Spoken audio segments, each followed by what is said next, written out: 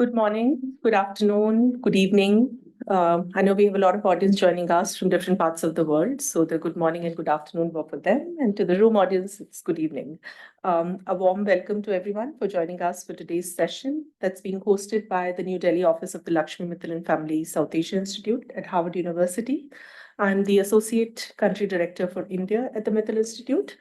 I'm very, very happy to open this session today that's convened by Ms. Rinan Shah, sitting right left of me, who's a current India Fellow at the Mittal Institute, marking a near end to her journey that she started almost a year ago in November at the Institute. And the session is being chaired by her mentor, Professor Diane Davis. Before I introduce the session and the chair for the session, I would just like to take a few minutes to introduce the Mittal Institute to all of you who might be joining us for the first time, may not be aware what the Mittal Institute does. The Institute engages in integrative research to advance and deepen understanding about critical issues that face South Asia.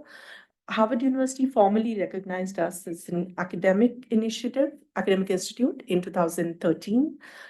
We work across South Asia in different countries. India is one of the countries where we have an office, a smaller office, also in a few other countries in South Asia. What we do on ground is we work with faculty members, researchers, students at Harvard, but also the in-region institutions and scholars to disseminate knowledge, build capacity, inform policy through scholarly exchanges and fellowships. So Rinan is one of our fellow, like I mentioned earlier. We also do lectures, conferences, both at Harvard and in the region. So today's session is one of the examples. We also, as I said, try to bring knowledge from South Asia to Harvard through the fellowships that we offer. So India Fellowship is one of the fellowships that we offer. We have other fellowships that are based out of Cambridge in Boston, where the institute is located on the Harvard campus. So many of you, being the young scholars here, look out for the announcements for our future fellowships, primarily the Bajaj Fellowship and the Raghunathan Fellowship, which are both based out of our Cambridge office.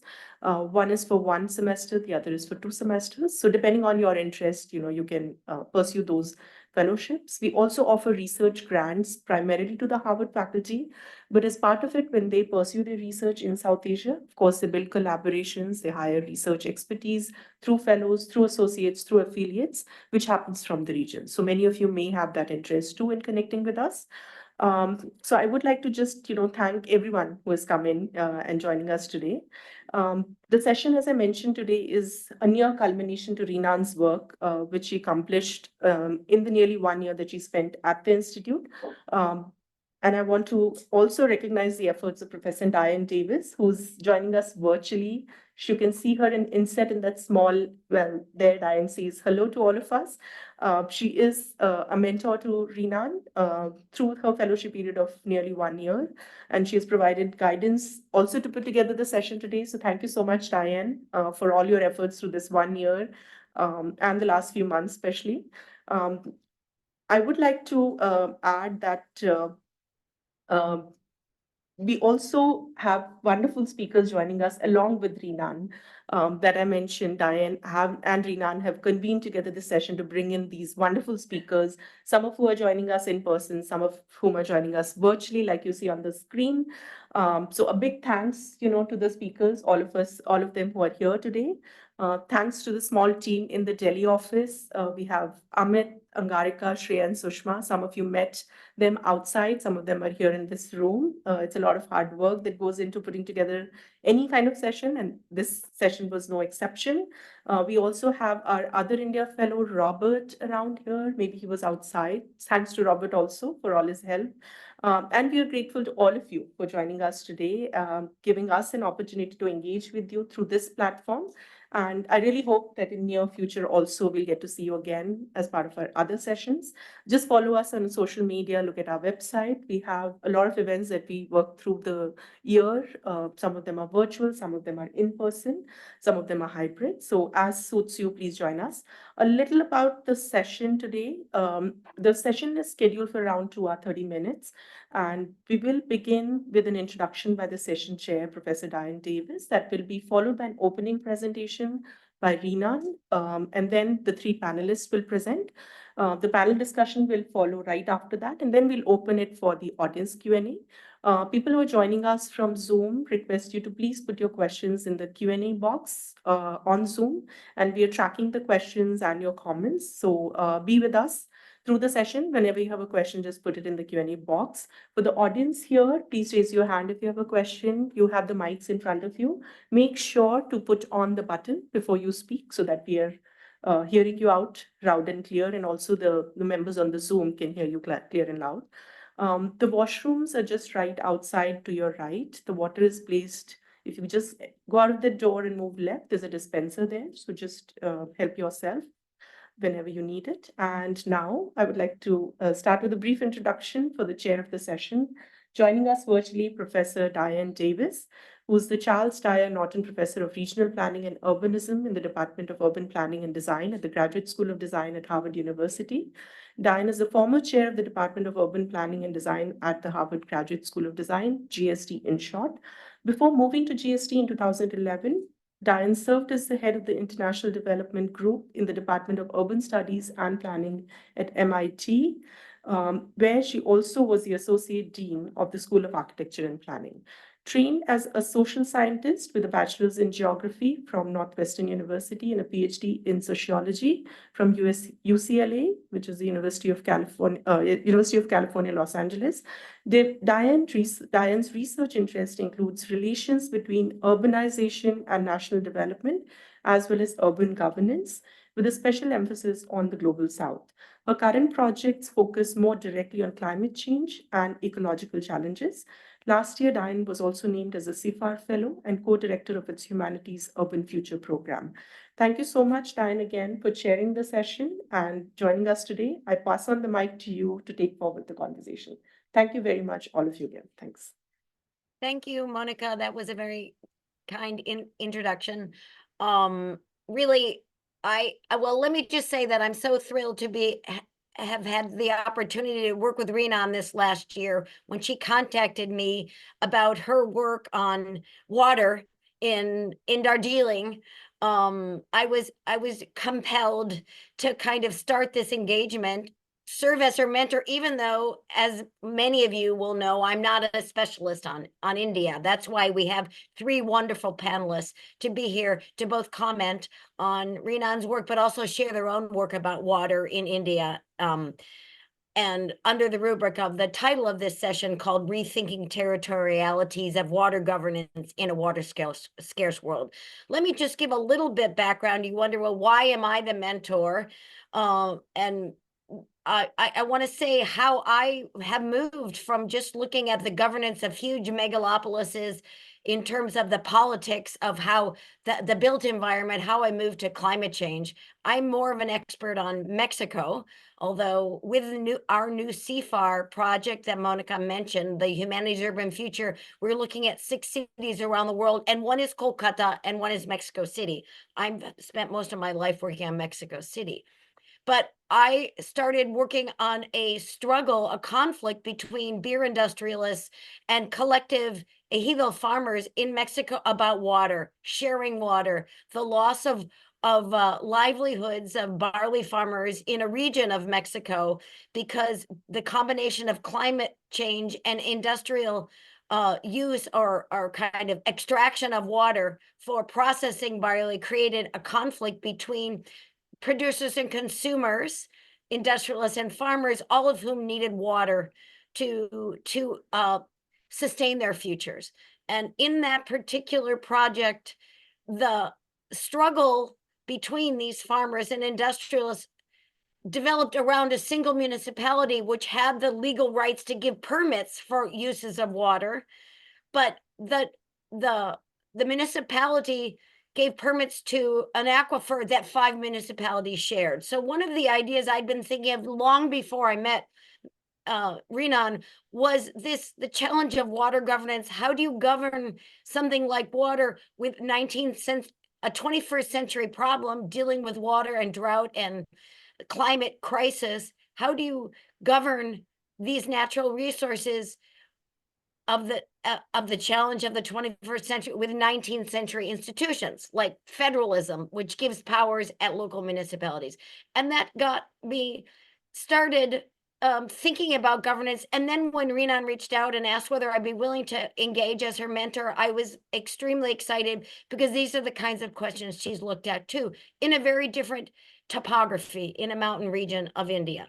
So I think that we will come back to all those issues after we hear from Rinan and we hear from our speakers. So this is kind of a little bit of the background of why I'm fortunate enough to have been given this opportunity to work with Rinan. So let me just say something about the session.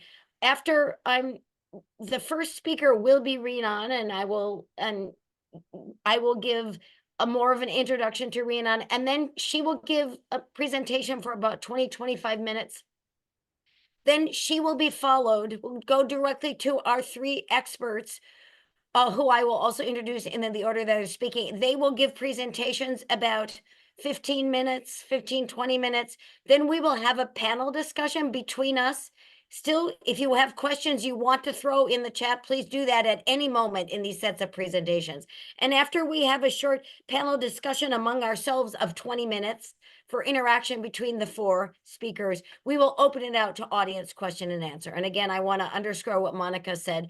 If you're online, put a question in the chat. If you're there, you raise your hand and you will be called upon. So let me just give a little introduction to our guests, our speakers. So Rinan Shah, who, as we've already heard, is a Mittal India Fellow this year, and her work in her doctoral dissertation engages with the questions of thinking and rethinking water governance in mountainous regions and mountainous landscapes, which are marginalized historically through political, social, environmental, economic inequalities within the context of India and post-colonial India. Rinan received her PhD in 2023 from the Ashoka Trust for Research in Ecology and the Environment in Bengaluru.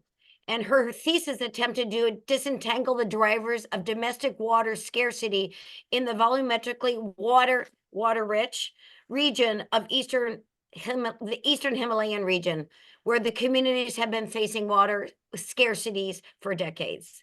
And she's also contributing author to the IPCC AR6WG2 chapter on water. So, and then after Rinan presents, we will go next. We will hear from, again, I just want to give a round of thanks to our esteemed speakers who are quite known in their field, who have taken their time this morning to be involved in this seminar. So first we'll start with Dr. Durba Biswas, who is an independent researcher trained as an environmental economist, who looks at the relationship between gendered agency and access to water and sanitation. Those questions are central to her research work. Right now, she's looking broadly at the issue of mainstreaming of gender and minorities in national and state level water and sanitation policies, and particularly looking at wastewater in India, wastewater and sanitation located in the urban and peri-urban slums and villages in Tamil Nadu and Karnataka. And her PhD research was on estimating the economic value of canal irrigation and irrigation water in North Karnataka. And again, I wanted to describe, we're having different disciplines represented. Her background is in economics, but she's also looking at different geographies, different territorialities. Then she will be followed by Dr. Sushmita Das, who's an assistant professor in the social sciences division of the School of Arts and Sciences and fellow of the Center for the Inter-Asian Research at the Ahmedabad University. She has a PhD in cultural anthropology from the University of Chicago, which is an amazing anthropology department, let me add, where she traced the interactions between environmental vulnerability and political vulnerability. And her current work focuses on the recurrent landslides occurring in the Eastern Himalayan borderlands, exacerbated by climate change and unsustainable development. In particular, she examines the resultant infrastructure collapse, looking again at citizens, politicians, bureaucrats, and engineers and how they deal differently with these problems.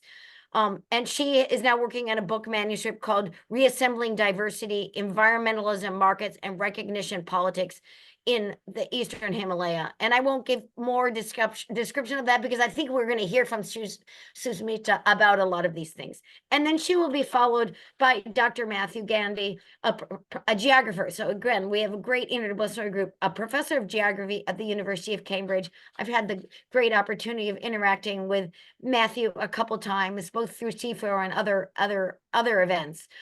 He's an amazing scholar, the author of several books, but including most recently an award-winning book called The Fabric of Space, Water Modernity and the Urban Imagination, put out by MIT Press in I guess well that's maybe that won some awards by MIT Press in 2014, and more recently an awarded from the Landscape Architecture Awards for his 2022 book from MIT called Nature Urbana, Ecological Constellations in Urban Space.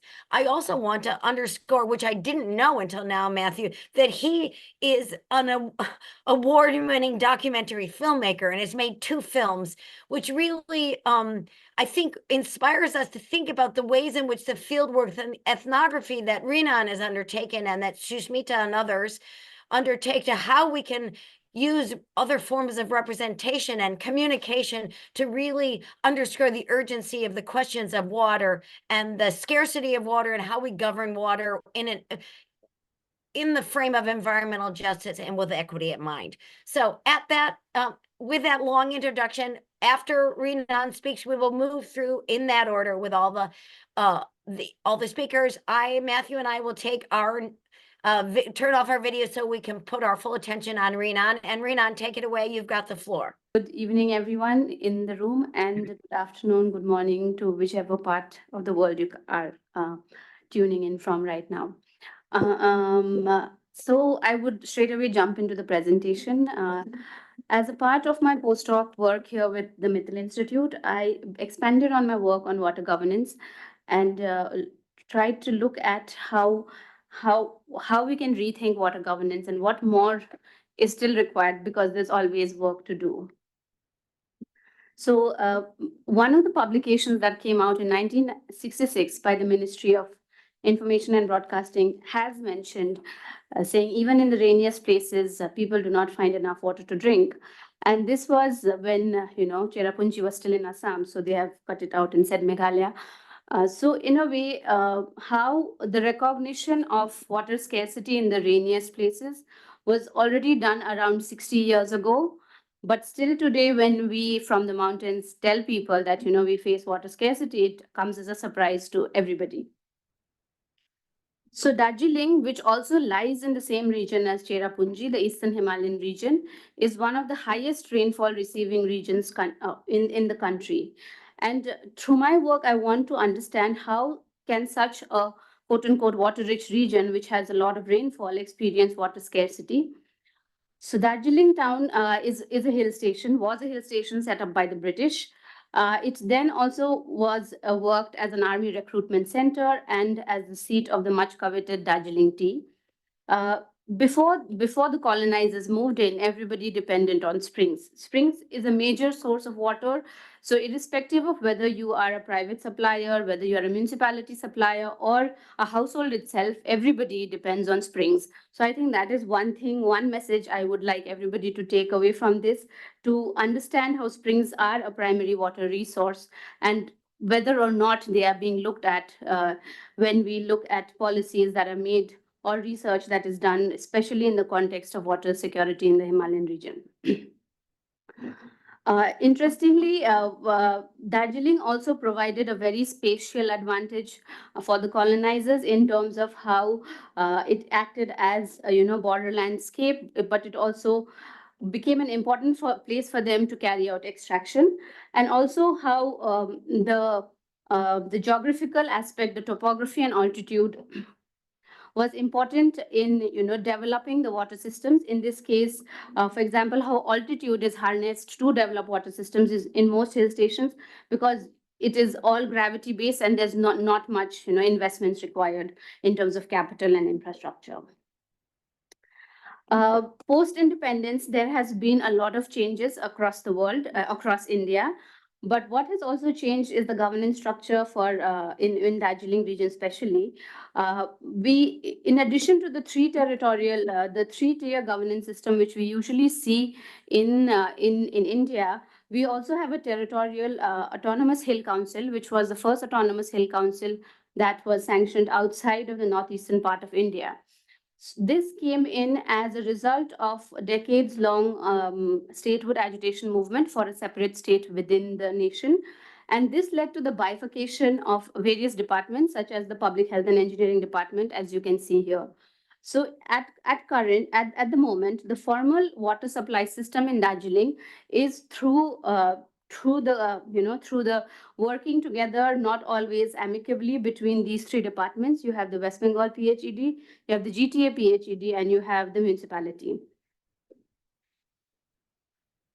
So as I mentioned, the water supplies in Darjeeling, everybody depends on springs. And the municipality supply that you see in the center, this is located inside the Sinchal Wildlife Sanctuary, where the forest department has given off certain area for the Darjeeling municipality, where they collect water from around 32 springs, which feed into 2 reservoirs. And these 32 springs have so much water during the monsoons that they cut off, almost 1/3 of it or 2/3 of it, because the systems are overflowing. The one you see on the right is one of the, say, 10 or 12 different kinds of private water suppliers that exist in Darjeeling. So that is known as Hategari or hand carts, also known as Gorkhe jeeps, which supply water mostly to the town center, which is very compact, and a lot of bigger water vehicles bigger than this size cannot go in. And you have springs. Here is one of the popular perennial springs called Bhotedara, where people come and visit springs, where people come and collect water. So in other forms, it's also springs, but people have devised different kinds of infrastructure to draw water from the springs. What I would also like to mention before moving on to this is that at present, we have the municipality only supports, say, around 15% of the entire water coverage in Darjeeling. So a majority, almost 80-85% of the town is dependent on a combination of springs, private water supplies, etc.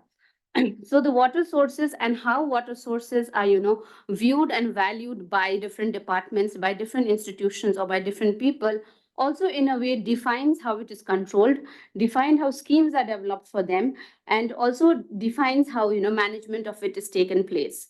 As when with a lot of laws, as Professor Diane also mentioned, being established in the pre-colonial times or the colonial times, the laws still pass on to today, which also creates some kind of discrepancies and inequalities that had existed there, but still continue on to this day.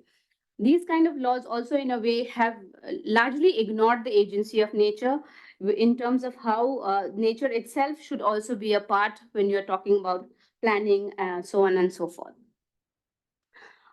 Through this work, I am trying to look at a few concepts, looking at how boundaries of space and definition affect, are also drivers in terms of defining water access.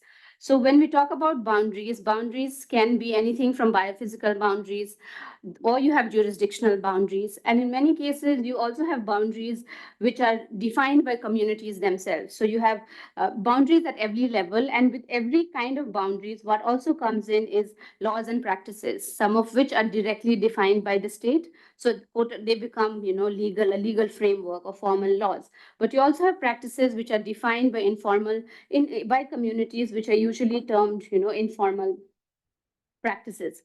So with the kind of boundaries that are defined and the laws, practices, and the rules of access that come up with, they tend to create a socio-spatial inequality, at every administrative level, as you may say. So moving from the regional, provincial, and down at the urban local bodies, or even at the village level.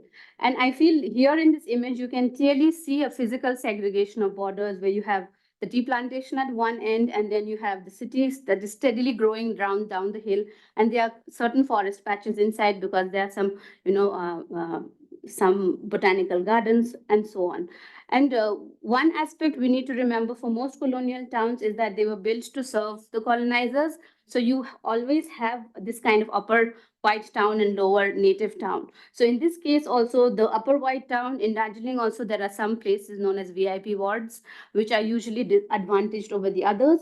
And interestingly, when water supply was first defined for when it was being built as a town, most of the private water connections went to the British households, and the public taps were reserved for the native town and as well as for the servant quarters that existed inside the bungalows.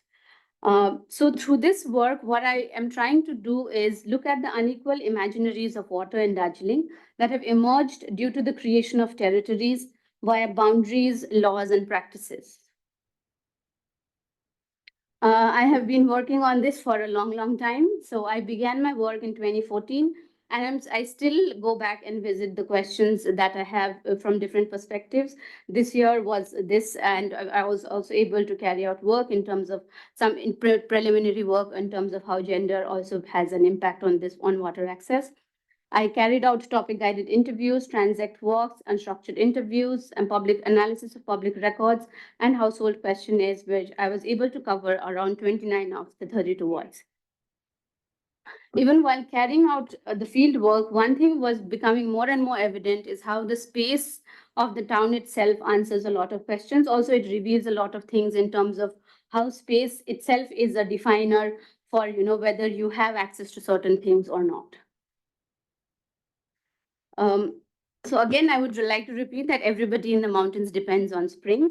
However, springs have been recognized at the national level by a Niti Aayog report that got launched in 2018.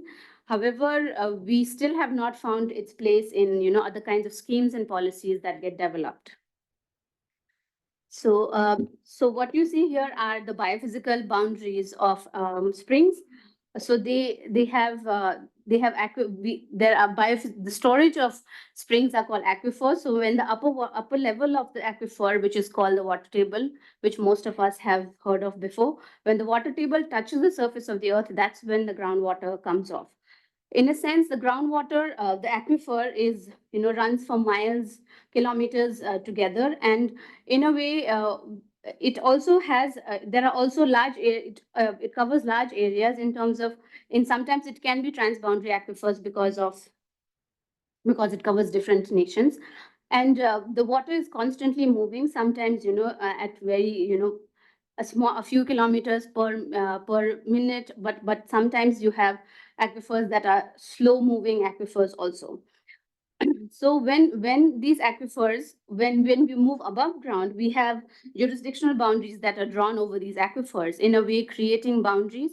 So if aquifers are, if you have jurisdictional boundaries, for example, town, village, or other kinds of forests or cantonments, all those kinds of definitions, what happens is that your jurisdictional boundaries, if you have two villages, A and B, located within the aquifer, you might have to develop plans which both the with both the villages can work together and carry out the management of springs that exist.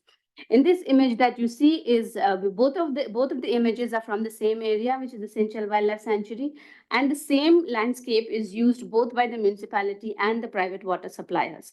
So in a way, once the municipality water moves out of the municipality systems, it becomes accessible to everybody, and that's what the tankers also usually say, that municipality has all means to save the water, so why aren't they doing it? So in a way, water also is moving across these different kinds of boundaries and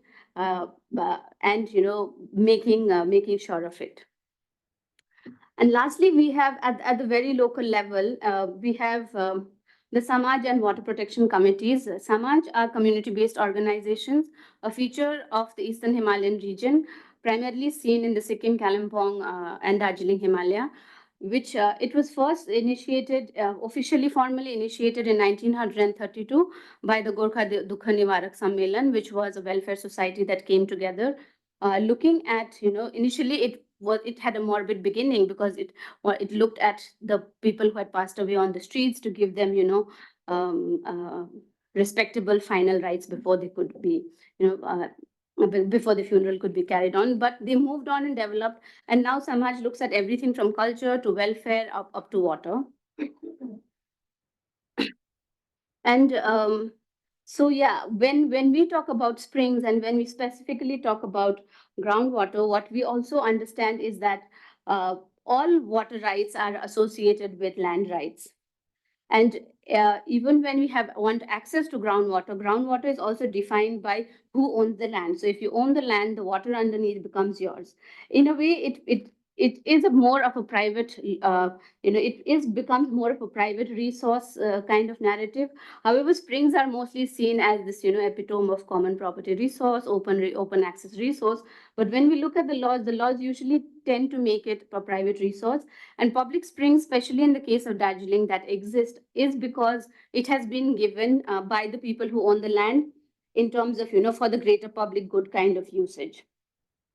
Apart from access to groundwater, land rights also defines if you can, apply for a municipality connection or not, which means that every level of, accessing a resource, whether it's a public resource or whether it's is a private resource, we need to move through the legality of whether the resource is legal or not, or even whether your being is legal or not. And in cases where public taps are given by the municipality, there is an intertwining of formal and informal which happens because public taps, once sanctioned by the municipality, people tend to make rules around it. And the rules can vary from, the houses who were there when the tap was being installed, or houses who asked municipality for the tap, or also, if you're a tenant or a landlord. So in a way, legalities come in at different times and in different forms when we want access to water. And hydraulic, what has also happened in Darjeeling is a lot of people, as mentioned, they have moved towards private water resources, not because it is mostly because it is available rather than being easy to access, because accessibility is still an issue.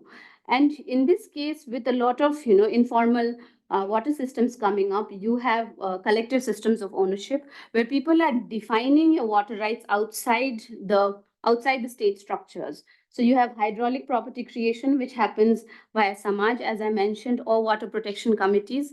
Water protection committee was first set up by a social worker called Pemba Lama, who began getting people together, especially in informal settlements, to manage the resources they have, to create infrastructure or create groups for rotation, so on and so forth. And you also have smaller social groups.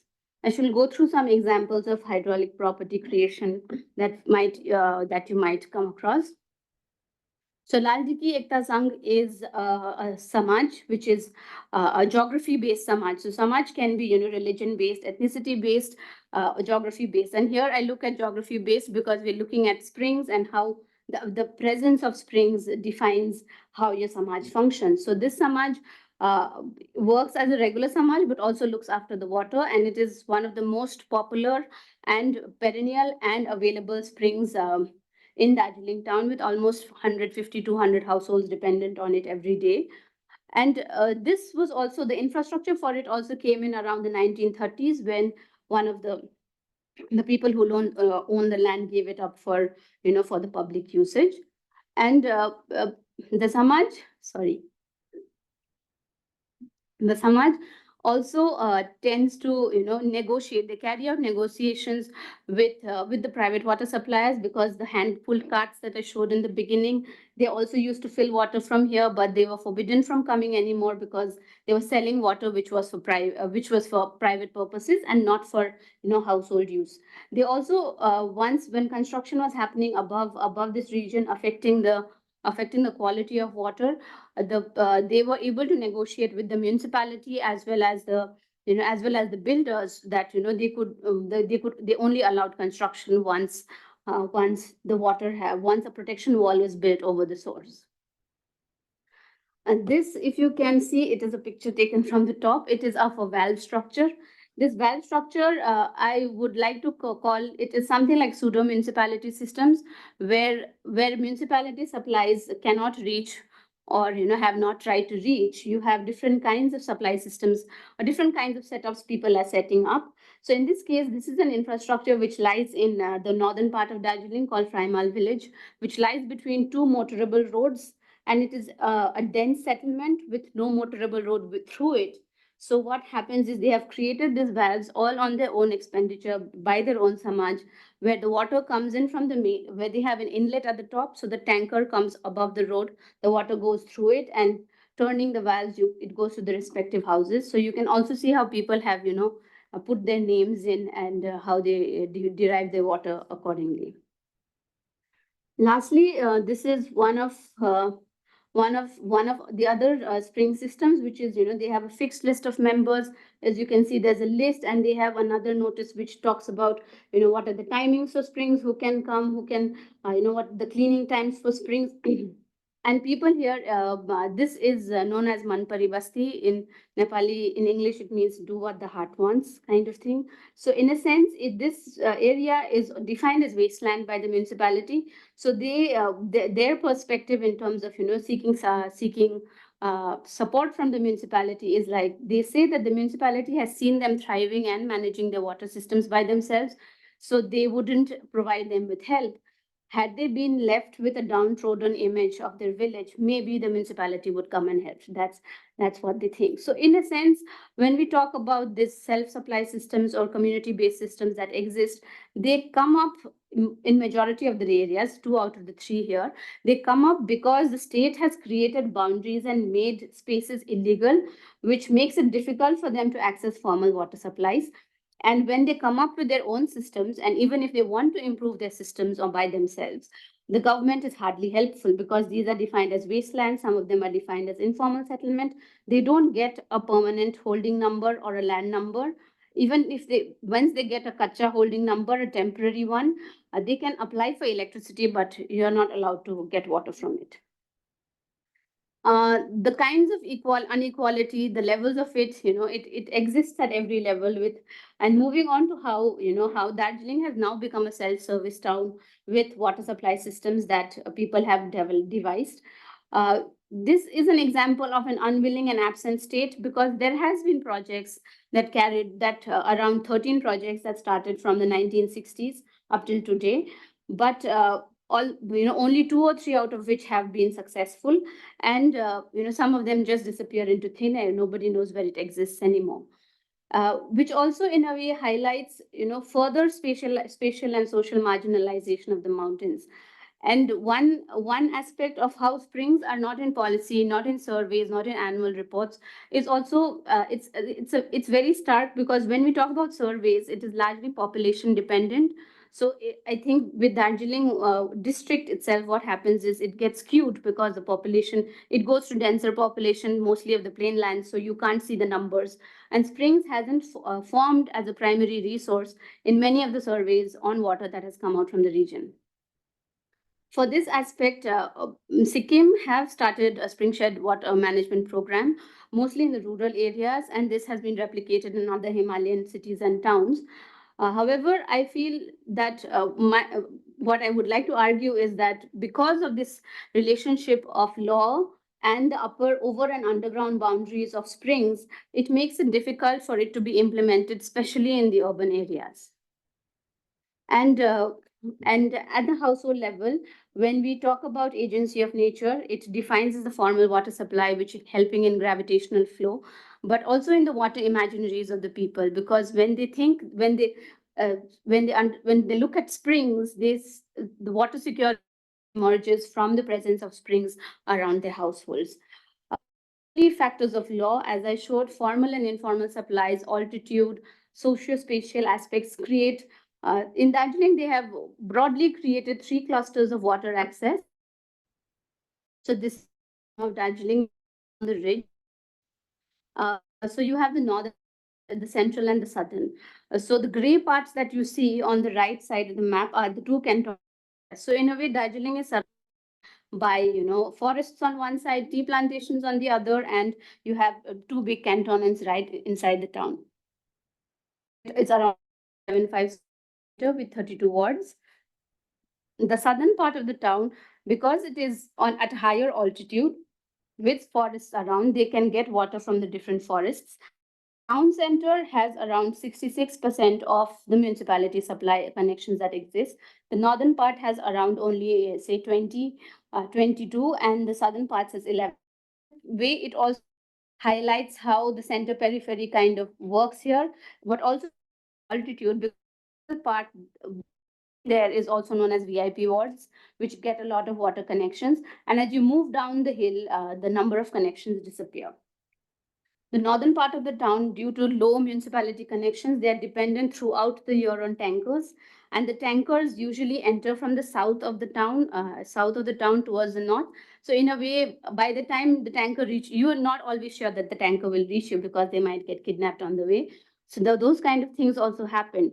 And when we look at the has most number of municipalities, and one part have for there are taps, a lot of dependence on public taps also, or public resources for that matter, makes it difficult, because if your municipality supply comes once in 5 days, and you have like say 40 members depending upon public taps, so your turn sometimes comes only once in like say 14 days or 15 days.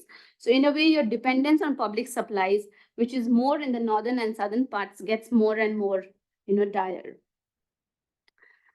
So when I looked at the household characteristics, the two biggest drivers, no, it wasn't education, which a lot of people think, or the socioeconomic status. It could be drivers, but the most primary aspects which affected household water was the ownership, whether whether you're a landlord or a tenant, and the location of the household, whether you lie in a formal settlement, whether you lie in an informal settlement. Also location in terms of roads. If you have a road, if you have the money, if you don't have a big road, you can't get a supply. So you need to go with smaller and smaller kind of water vehicles. And the smaller the amount of water you buy at a time, the more expensive it is. So in a way, if you have a small house with no storage capacity and living on rent, you tend to be at the bottom rung of water supply. And many of the colleges, many of the houses there usually don't give you water, so the tenants are usually have to fend for water themselves, which of course includes a lot of college students and young parent child couple that come to study. Okay, I think I'm almost done. So in conclusion, I would like to say that we need to look at these kind of interactions that happen across scales of laws, of also the jurisdictional aspects, as well as the formal and as well as the community-based interactions that can happen, especially in the current phase of ecological crisis and calamities, and with more focus in the Himalayan, because as we know, the last few days it has been raining incessantly, with floods, with landslips happening every, I think it's become a norm mostly. So people know it is going to happen, but it's just a question of when. Some takeaways for myself and for all of you here would be: water rights are tied to land rights, so it becomes very essential in understanding how this manifests in groundwater. Springs are the primary sources of water. State initiatives mostly fail to engage with the formal and informal institutions, and aspects of household water source characteristics, all of this in a way define what kind of water is available or accessible to you. So way forward, which might mean for the session right now also, or but also for the larger question here, is looking at how equitable water access can be looked at, and how we need to focus on the local and gendered considerations need to be there at not only, of course, at the household level, but also at the decision making level. And the mountain towns, I mean, I know that Darjeeling suffers from it, and I know Shimla has been suffering from it, but how are they coping with water scarcity, and what are the questions that might be there in the larger global south? Thank you. Thank you, Rinan. I know I should say we'll move now to our next speaker, Durba, please. Thanks so much. First of all, thanks a lot for inviting me here and giving me an opportunity to listen to both Rinan and Sushmita. So I'm going to talk a little bit about my experience on working in water and gender, because most of my work is related to gender, sanitation, and water. Most of the research that I've done is in the southern part of India, so mostly Karnataka and Tamil Nadu. Um, I don't have a presentation, but I hope you can understand what I'm going to talk about. So, um, talking from my experience in the southern part of India, I specifically focused on looking at what happens in the last mile connectivity. I mean, there are policies in place which talk about improving water supply in slums, in marginalized areas. And if you look at the data over a period of time, infrastructure investment has gone up. But the paradox that emerges is that even though the infrastructure investment has gone up at slums and the situation seems to be improving, what does that mean for women who are still continuing to be the main managers of water at the household level? And so in terms of urbanization now is a really fast process, right? It transforms the landscape, it transforms the jurisdiction, it transforms the administration of an area. And so it's a complex process within which I'm trying to understand what does it mean to say that there has been improvement, there has been investment. Well, how does that translate into everydayness of water for women and a lot of girl children who are still collecting water? And uh, one of the things that sort of finds agreement with what Rinan was talking about is that uh, when city level planners look at water supply, slums are not really part of it. When they think about a city, a futuristic city, and Amitabh Bhaviskar's work talked about how, we use the labor that is provided by migrants coming in from other cities and other states. And Delhi was developed into this vision of a modern city based on the labor that came into Delhi and provided the labor. But the cities are never really prepared to meet the sanitation, water, housing, food, health needs of these people. And so that continues in every urbanization space. If you look at Bangalore, from where I come from, it has been growing and growing and literally bursting at the seams at this point. And there's a huge difference in the access of water between what you see in the center of the city. In Rinan's work, she called it VIP areas. And in Bangalore, it's the old Bangalore affluent areas versus what is happening in peri-urban areas. You will see stark differences in the ways in the water has been supplied. And so the question is, what does this urbanization, what does this idea of, say, in Coimbatore, from where I'll be talking about, there's this whole notion of providing 24/7 water supply. And what that means is that the moment you open the tap, there is water, it's good quality water. So ideally, you don't have to store the water. You open the tap, you get the water whenever you want. And what does it mean actually in everydayness? And that is what I'll be talking to about a little bit from my experience, and happy to answer any questions that you might have. Um, First of all, let me just say that when I was talking to the city planners, they were quite excited about this idea of bringing in more water, sort of importing the water from outside of the city into Coimbatore and providing water. But they don't really think of slum residents as, being part of that water, either in terms of contributing to decision making or in terms of getting benefit from this additional water. And this is not new. I mean, this has been recognized that slum residents are part of the city, but their entitlements are not considered as rights. So whenever water is supplied, it's on exceptional basis without really addressing the and lack of good continuous access to water. And based on this, tried to understand over the years since we have started investing in water infrastructure, what has happened in terms of women's labor, women's time. And in Coimbatore, it's quite, I mean, across, at least in the southern part of India, uh, the poorer the household, the more economically vulnerable the household, the more types of water sources you have to depend on. Like in our lives, we depend on tapped water. We go open the tap. We don't really know how much water is flowing away. We don't really know how much water we are using. And that story is extremely different if you go to slum residents where they have to depend on multiple types of taps.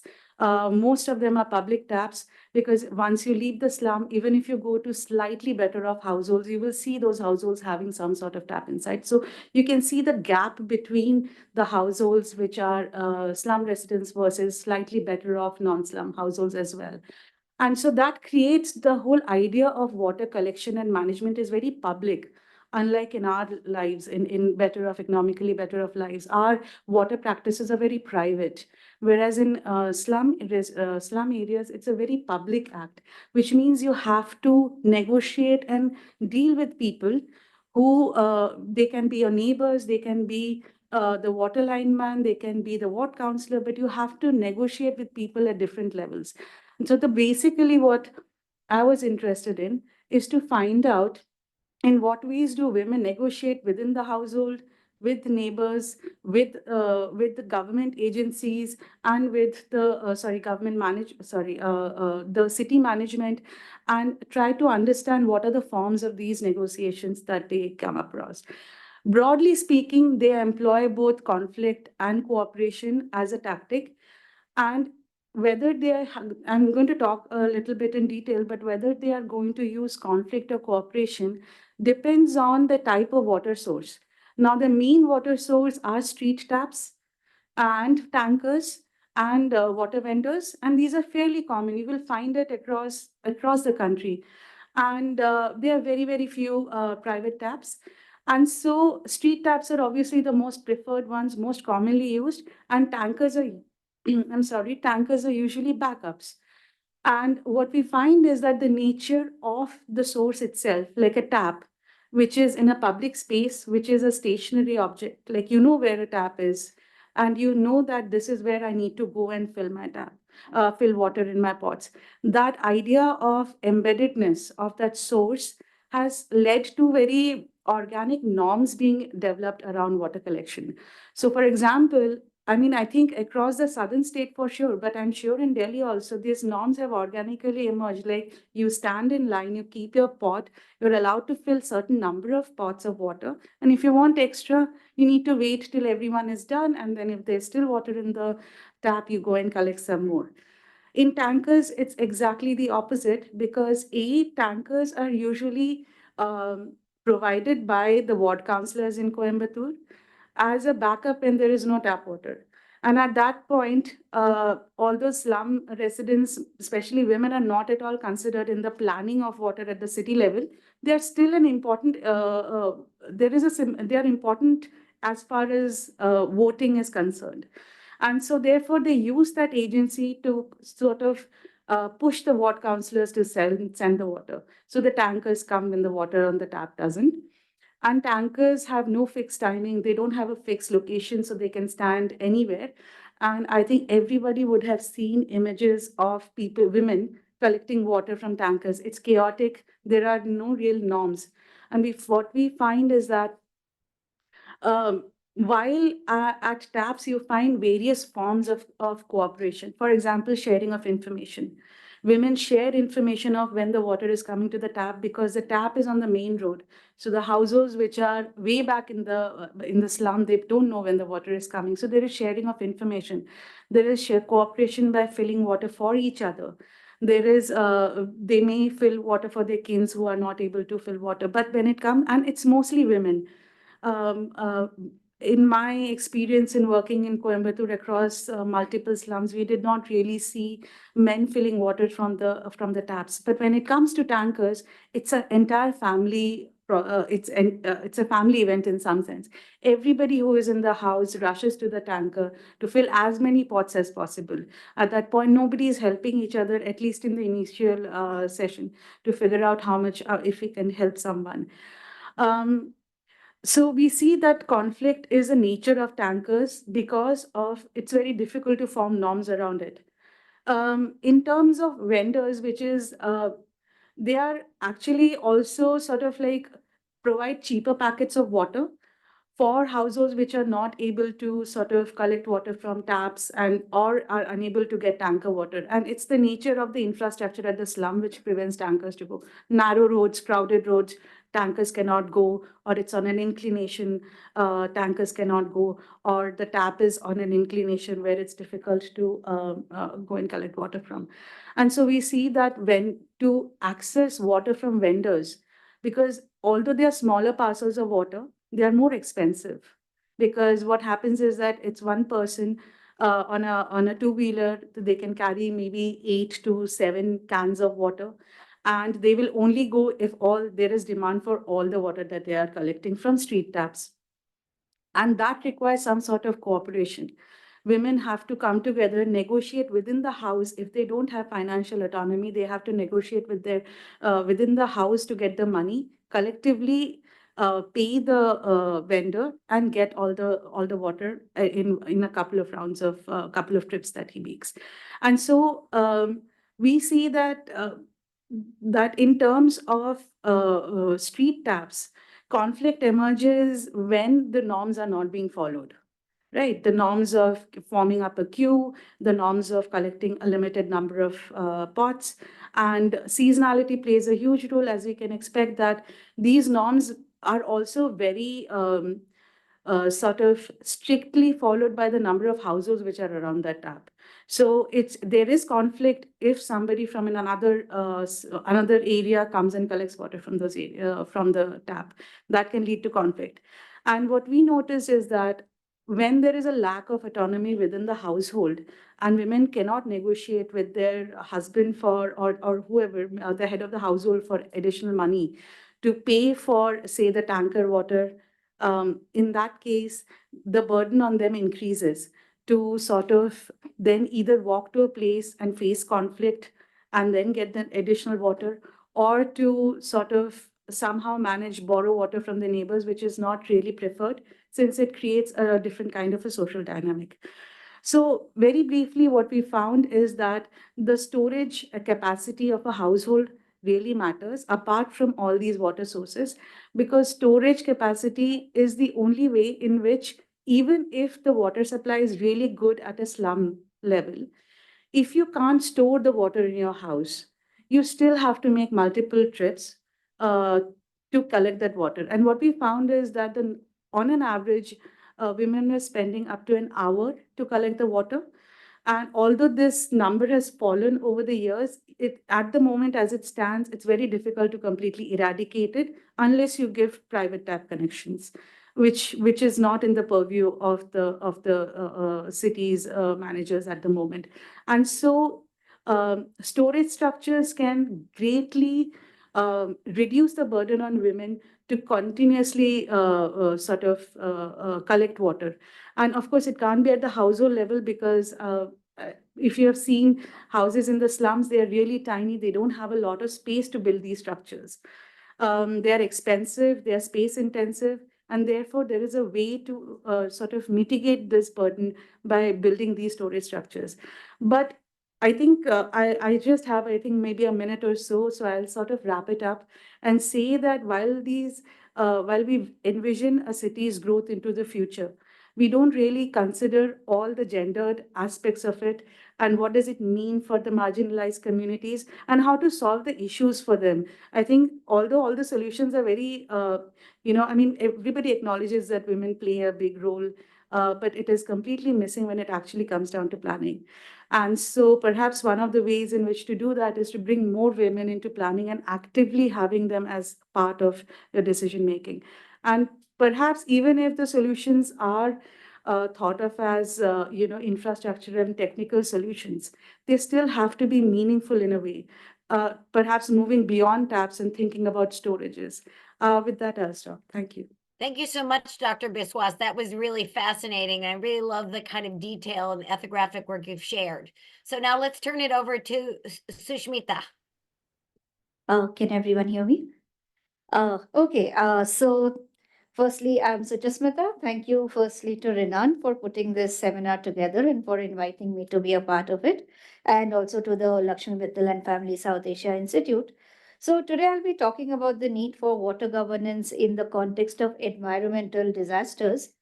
In my current project, I'm primarily looking at the frequent landslides in the Indian Himalayan eastern mountain slopes, very close to where Rinan works.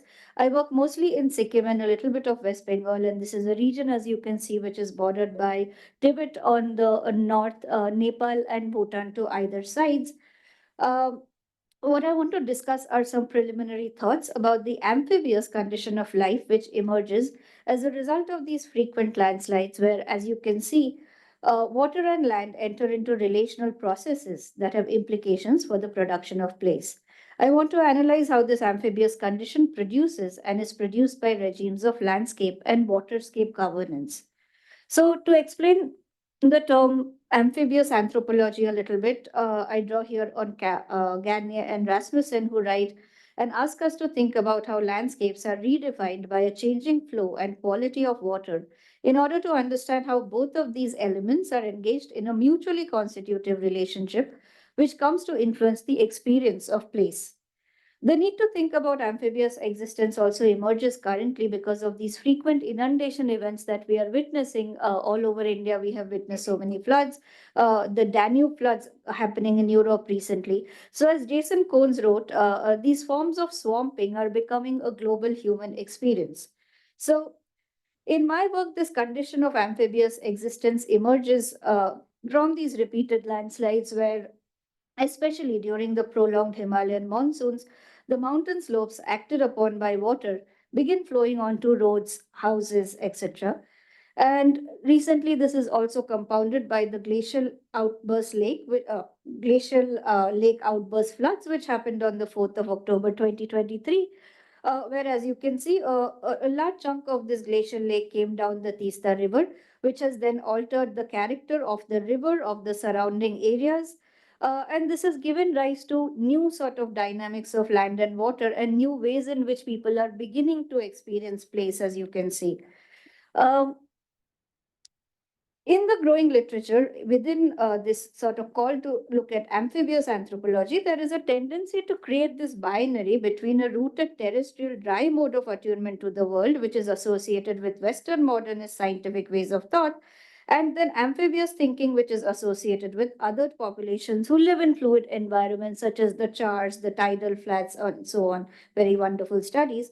So, thinking along with these, I was prompted to reflect on how none of my interlocutors in the region subscribe to a strictly terrestrial mode of perception, even as fluid thinking for them might not be so much a desire but a necessity. So, then what I want to think about is how do scientists, state actors, and citizens make this land water dynamic an object of governance? How are their governing agendas for governance also informed by their socio-political location, by also their ontological location? And then to think about how does a condition of livability begin to emerge for people at the intersection of these kinds of different agendas which people have. And so I'll give a very brief snapshot. Okay, before I move on, I think also instead of landscapes, it is perhaps necessary to think of these places as waterscapes, which are hybrid social natures produced at the crossroad between the materiality of water and the political and cultural practices that control their flow. So, firstly, I'll think a little bit about how scientific interventions are planned in terms of governing this land water dynamics. In September 2022, I spoke to a geophysical engineer who had been tasked with a prominent landslide mitigation effort in North Sikkim. He lives and works there. So he began by telling me that the area is moving, a statement which destabilized my own assumptions about my interlocutor's perceptions of rootedness and fluidity. When I asked Mr. Dorji, and I'm using a pseudonym over here, what measures were being taken to stabilize the terrain, he insisted, first you have to understand the landslide. Just looking at the thing, you will not be able to know. So, what Mr. Dorji sought to make visible, at least to himself, was the subsurface functioning of the waterscape, the ways in which different components of mud, rock, water interact. In this quote, which I have highlighted, he talked about drawing a physical model through which he would decipher the mobility of the different layers of soil below the surface, the mobility of water, how the level of waters fluctuates in the region, which is different from the water table in the plains, which is much more stable. He talked of the various instruments which he would need, like a pedometer, piezometer, which would measure the rate of movement of the soil underneath, of the water underneath. So his agenda was one, to understand the dynamics of the mobility of water and the mud and the immobility, as you can see, of the competent rock layer as it is defined below the surface, and then to introduce these kinds of walls, or these kinds of what they are called piles, which is an admixture of steel and concrete, etc., to stabilize this assemblage. It could be argued that even as his perception of the terrain is one of dynamic mobility, his modernist attunement led him to believe that this fluidity can be rendered visible by accurate scientific endeavors, and engineering interventions can then make this fluidity less destructive in some ways, that there can be a measure of safety which can be achieved. Even after the glacial lake outburst floods, in my interlocutors in the region, the scientists have been highlighting the need to understand how water has saturated the foothills of the region. This is also a region which has been heavily dammed. So this is a particular stretch of highway which, after the glacial lake outburst flood, which increased the level of water in the river permanently, this road has been collapsing, and every time it collapses, it started over again. And in one of these sort of conversations over a digital platform, the scientists began to talk about how, instead of reconstructing these roads, what we need to understand is how the load-bearing capacity of this rock layer beneath it has been undermined because of this ingress of water continuously because of the dams. And without understanding, without recalibrating the load-bearing capacity of this place, reconstructing these roads will only lead to further mishaps. So then, moving on now to the development state, while for functionaries of the development state too, the dynamics in which the mud, rock, and water move and interact with each other is a key concern. Their key concern, or their attunement, obviously, is to their publics, to their voting constituents. Infrastructure projects make the state visible as harbingers of modernization and progress. A lot has been written on that in anthropology recently. In this region, as much as roads, dams, and or more popular visible forms of infrastructure projects are undertaken by the state, so are something called as disaster mitigation works.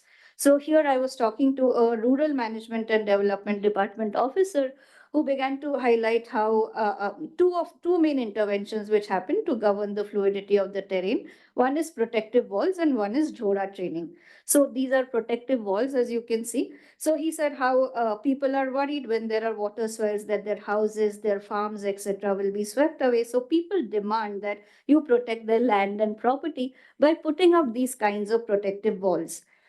They are built along slopes, usually to keep the mud soil immobile and to prevent it from mixing with water and overflowing as landslides onto the roads, onto the property. Uh, Rinan talked a little bit about springs, jhoras, which are found everywhere, which is water flowing down the mountain slopes. And one of the rural management interventions is something called jhora training. As you can see, these are boundaries which are built concrete walls on both sides of the jhora to try to train the water down to flow in discrete ways rather than create conditions of muddiness. Note especially also the yellow notice boards on the protective walls that name the government department and the money which is spent on this project. The need to represent the state's infrastructural efforts to govern the fluidity of the terrain becomes all the more crucial because of the frequent disasters in the region. I'll skip this. So even after the GLOF, the imaginary of governance, and GLOF is the glacial lake outburst flood, the imaginary of governance through visible infrastructural interventions has not undergone any drastic alteration. As you can see, this is an image I took in Zongun, North Sikkim. So in the river which has been scarred by the landslide, by the GLOF and frequent landslides, it's the protective walls which are being built up again. We read these kinds of reports where people living in these areas are also facing excessive inundation. And even then, after these kind of state sort of surveys, what is planned usually are uh, something called this given basket, Gabion basket, which you can see, which is rocks put into a wire mesh and then put up as a wall, or even sometimes something like a sandbag is recommended for especially after the Gulf, when there has been excessive landslides in the region because the water table has risen in the river, the level of silt has gone up. So then, if these protective walls, both small scale to protect people's houses and large scale meant to prevent landslides on highways and rivers, are constantly failing, how do citizens find their bearing, both apropos the waterscape and also bearing in respect to the water governance regimes on which they rely on? So, one, this is an image of a, as you can see, if you see that WhatsApp over there. So this is, I was traveling on this road where you're not quite sure where the road ends and where the river begins. And we have this big group where when I posted this, somebody wrote that our amphibious taxis, adaptation by also will happen. So even citizens have ironically started using the term amphibious to describe their risky lives. Similar scenarios when discussed on these forums, usually sometimes people will criticize the kind of risks which are being foolhardily undertaken by people, while others will also highlight that it is the lack of the state's interventions which leads people to have to take these risks to be able to travel in the landscape, because this is also one central highway which connects people to the rest of the region. Unlike in developed countries, infrastructure collapse is very much a part of people's everyday existence. So we are used to seeing incomplete highways, badly constructed roadworks, and so on.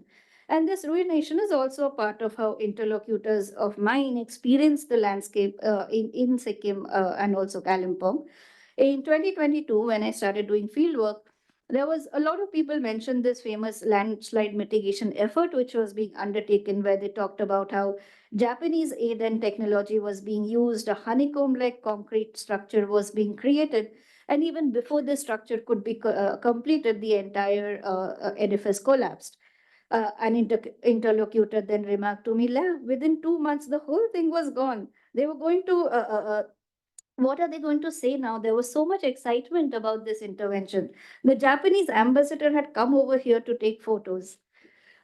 Despite many blaming the corruption or incompetence of state governance, and also especially the uncontrolled development in this region, there have been number of dams which have been made, road widening projects which have been done with this back cutting, which is the cutting away of the slope behind the road. There have been tunnels which have been built both for the dams and for a new railway which is being constructed. There are multi-story buildings coming up on steep slopes. But one of the things which I often keep hearing, and I'll quote over here, the mountains, they are so young, so fragile. Whatever technology you put in, you will not be able to overcome. So often the complaints about the state's incompetence ends with a resignation about the unruliness of the landscape and waterscape, which cannot be tamed despite the best concrete, steel, graphene mediated intentions. I'll talk a little bit about this. I can take this in the Q&A if people are interested. I've written this in a paper about how these earth movers, as they are called JCVs, they become this kind of harbinger or hope of state intervention. Um, so where there is no hope for the state to be able to remedy the landscape in a more lasting way. The ability to at least clear out landslide debris then becomes a sign or hope for a state presence. As you can see, even after the glove, somebody is remarking about how the removal of the silt by these JCBs, by these earth movers, is somehow a sort of sign that at least the state is working. So recently also there has been critiques of how West Bengal side, which has also experienced this GLOF, is not receiving enough support from the state, because Sikkim is a ally of the central government. So in this, there is an urge, there is a sort of petitioning to the state to undertake better management by forming this sort of expert panels which will look beyond the political boundaries and give scientific expertise based interventions which can be implemented by an integrated basin approach of the Tista. So this was one of the events which was organized to commemorate the GLOF, where one of the citizens who was planning it said, now there was a channel, there was a path for the Tista. After the GLOF, everything has changed. So there was a sort of petition to the state to come and tell the people. So as he said, tell us how do we live in this area where we have experienced this disaster, which we do not know how to mitigate. And there is more to come. He was talking about the incessant rains, which would only exacerbate these kinds of problems in the hills. So I'll just end quickly. What I have tried to highlight in the talk is that in the damp existence of the region, all stakeholders have a dynamic perspective on land-water relations beyond a strict dichotomy of terrestrial versus amphibious modes of knowing the world. However, everyone's perception of this fluidity is a form of partial knowledge. The fluidity of the waterscape is partially understood by local residents because they are also seeking better scientific understanding of how new subterranean processes which have been precipitated by the dams, roads, houses, and railways are impacting them. This fluidity is partially understood by scientists themselves because they lack, as Rinan had also pointed out, attention from policymakers. They lack budget and availability of equipments for better studies. On the part of the state, probably there is a lack of will to understand this fluidity, especially the ones which interfere with the developmentalist imaginaries of big dams and big roads, and especially also if the mediation of this fluidity will not get people immediate political gains. As a citizen had cynically told me, to be able to give disaster relief brings visibility to the political patrons. Preventing a disaster by good technological interventions may not even be noticed by the voting publics. So, what kind of land water dynamics, what kinds of flows are assumed, desired, neglected, or rendered invisible is the stuff of politics. And what I'll end with is a call for our critiques of politics in the region to be more attuned to the materiality of these watery contestations. Thank you so much, Dr. Das. And now we'll move to our other external panelist, Professor Matthew Gandy, who's online. So, Matthew. Thank you. Yes. Can people hear me? Is that operating? Yes, we can hear you well. That's great. I was busy scribbling notes actually from the fascinating presentations. So yes, thanks very much for inviting me. I'm not going to use slides. I'm just going to talk briefly about the way in which water interacts with aspects of my work, and really reflecting on the scope of the conversation previously. I feel very conscious that water has been a kind of stream through different aspects of my work for quite a while in relation to cities, landscapes, urban imaginaries, and other themes. And I've done some work in the global north, cities such as London and Los Angeles, but also work within the global south in cities such as Lagos, Mumbai, and more recently Chennai as well. So I want to start really perhaps by just thinking for a moment about water as a research entry point. Water, I think we can consider, is a very complex field. We think of the word nature as being very complicated in all of its various material, cultural, ideological connotations. Water equally invokes a very large range of potential meanings and connotations, including, of course, gendered aspects that we've heard about earlier. In terms of doing research on water and thinking about the way I've approached some of these questions, I think sometimes it's quite useful to make a distinction between different intersecting fields of work. So one particular theme perhaps is that to do with water and power, which we've heard something about today. And another area that stands out, I think, is the question of water and periodicities and its relationship to different aspects of human history. A third strand is that in relation to the entangled socio-technological aspects of water, the co-evolutionary aspects of water in relation to everyday life. And perhaps a fourth strand that I want to briefly touch on is that of representations, cultural aspects of water. So to begin with the question of power, I think it is useful, as we've heard from the other presentations, to think about water in relationship to landscape and infrastructure. It's very difficult to take water out of these sets of relationships, whether the amphibious landscapes we've heard about, or these different complicated relationships between technology, infrastructure systems, and everyday life. So everything is connected together. In terms of the politics of water, I've been very much influenced by neo-Marxian schools of work, urban political ecology, and ideas about the interrelated circulatory dynamics of capital and water infrastructure systems. And I think one of the conceptual questions to throw out there really is, how far can the neo-Marxian paradigms of power, capital, and circulatory dynamics, how far can that take us in terms of the analytical strategies we might want to deploy?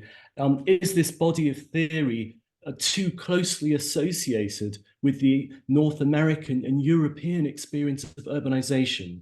Do we need a different kind of conceptual synthesis to extend some of these analytical fields? Another related question, I think, which is something I thought about in looking at some of the slides we saw earlier, is to do with axes of visibility and this paradox, perhaps, that where infrastructure systems are inadequate or failing, paradoxically, they are most present. So that came across in a really interesting way in Suchismata's presentation, about the idea that in certain instances, when things work, they become invisible. So this visibility, invisibility aspect is very, very interesting to me. And how does that relate to how we might try to analyze or make sense of infrastructure and water systems? I think also when we're thinking about power and water, a related aspect, there's been discussion of drinking water, but also the epidemiological aspects to water, that the presence of certain kinds of waters, particularly stagnant water in relation to dysfunctional infrastructure systems, is a breeding ground for insect vectors for disease. And even cleaner water that has to be stored temporarily in buckets or other receptacles can, of course, be an important hazard in relation to dengue fever and other threats. So there's an epidemiological aspect here, which I think is useful to bear in mind. Turning very briefly to the second strand here, in relation to periodicities and histories of water, there have been a lot of very interesting studies that use water as the entry point into different aspects of cultural, urban, and environmental history. And embedded within this is a certain tension around a particular variant of modernity, sometimes referred to as the modern infrastructural ideal, that Stephen Graham and Simon Marvin, for example, have written about. And the degree to which this was never really a universal experience. It was, in fact, for poorer sections of society, a partial experience even within the global north. So this sense of a tension around notions of universality and how that might relate to complicated conceptions of health engineering, the notion of the bacteriological city, and the way that specific scientific knowledge about the spread of disease began to influence engineering, technological, and public health systems. We had this, if you like, a certain universality within a sort of epidemiological imaginary, and then this very fractured and uneven material landscape on the ground. So this notion of fractured or uneven modernities, I think, is of great interest. And of course, that's intimately related with colonial legacies of urban planning. And in many cases, these fractured modernities were integral or built into these conceptions of urban space and urban planning and the rationalization of urban space. I think that another factor in relation to these periodicities to briefly mention is the way in which space and time are interrelated, and the sense in which these periodicities also have distinct spatialities, so that the conceptions between not only above and below ground, but also horizontal distinctions, the emergence of particular kinds of technological zones or edge landscapes. So here again, I think the idea of landscape is very significant in terms of how we try to get a handle on water and space.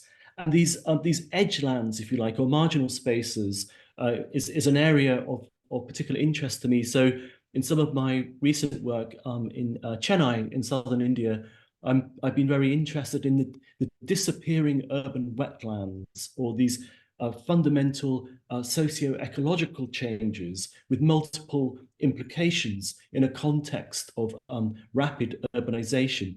We heard this interesting expression earlier about amphibious landscapes, but what of desiccating landscapes as a kind of a parallel set of interesting developments.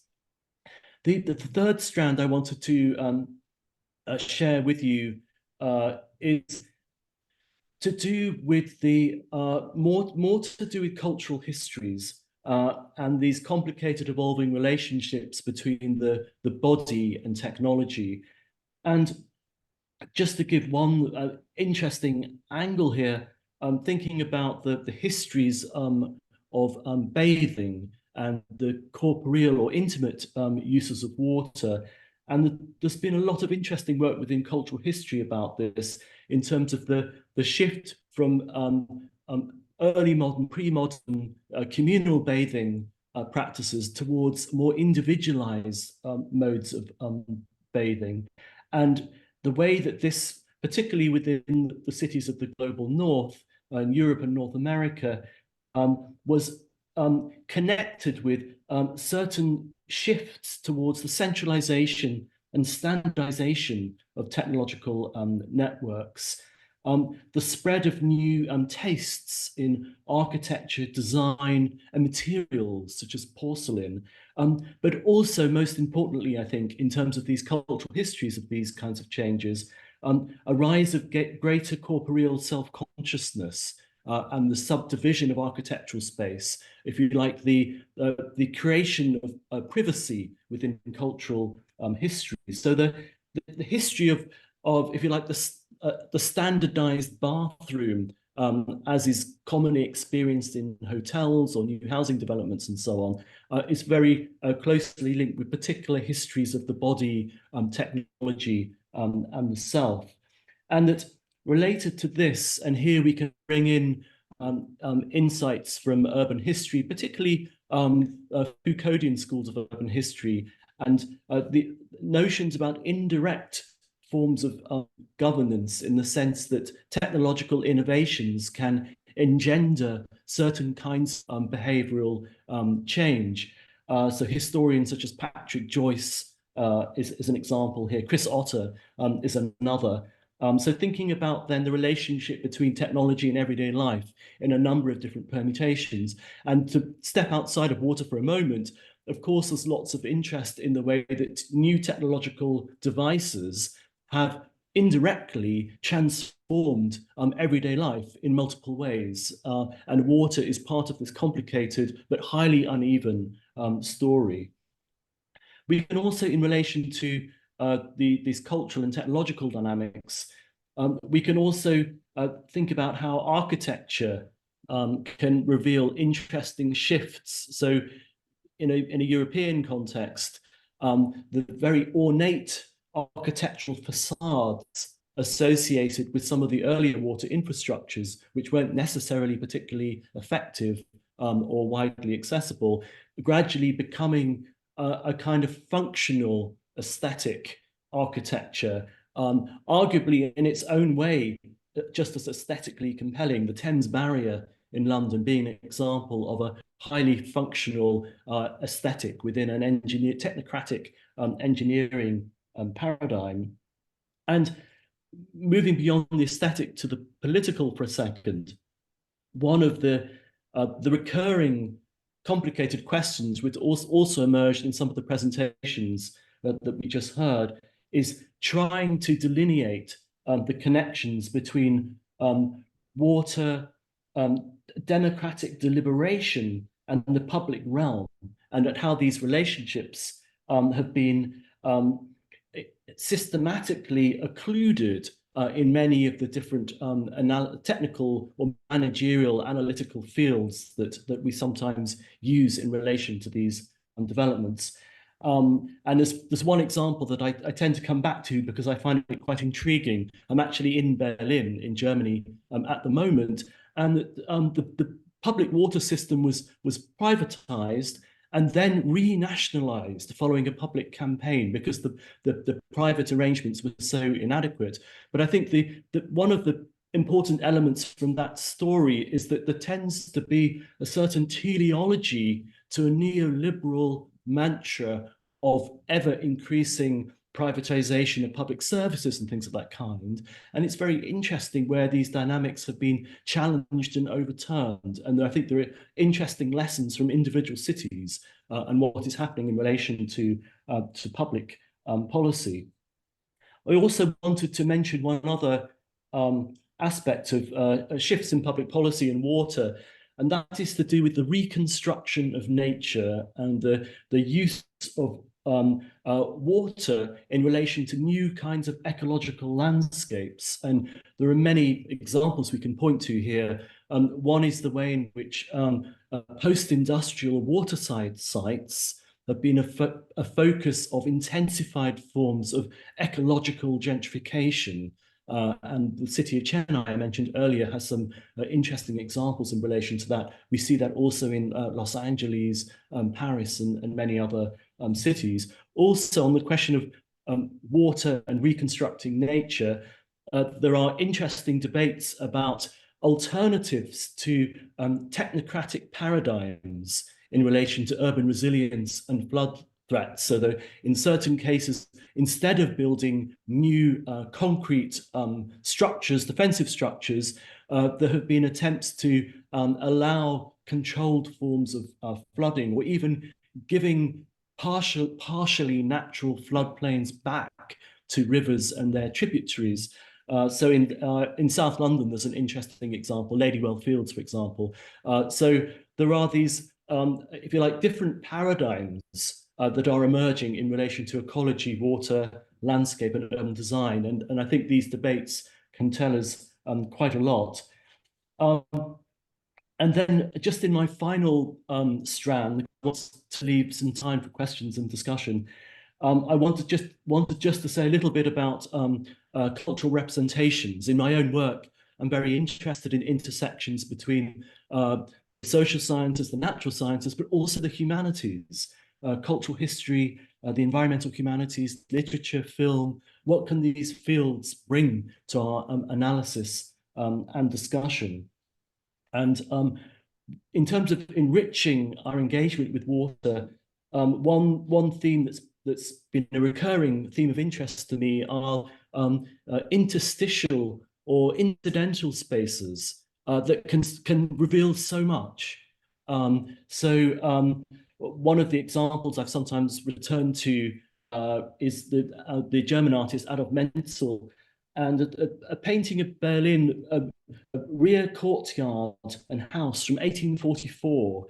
It just seems like a realist representation of an ordinary urban space. But when you look very carefully, you can see there's a water pump with heavily trampled ground around it near these buildings. And then you begin to get a sense of what everyday life was like in the 1840s in this rapidly expanding European metropolis.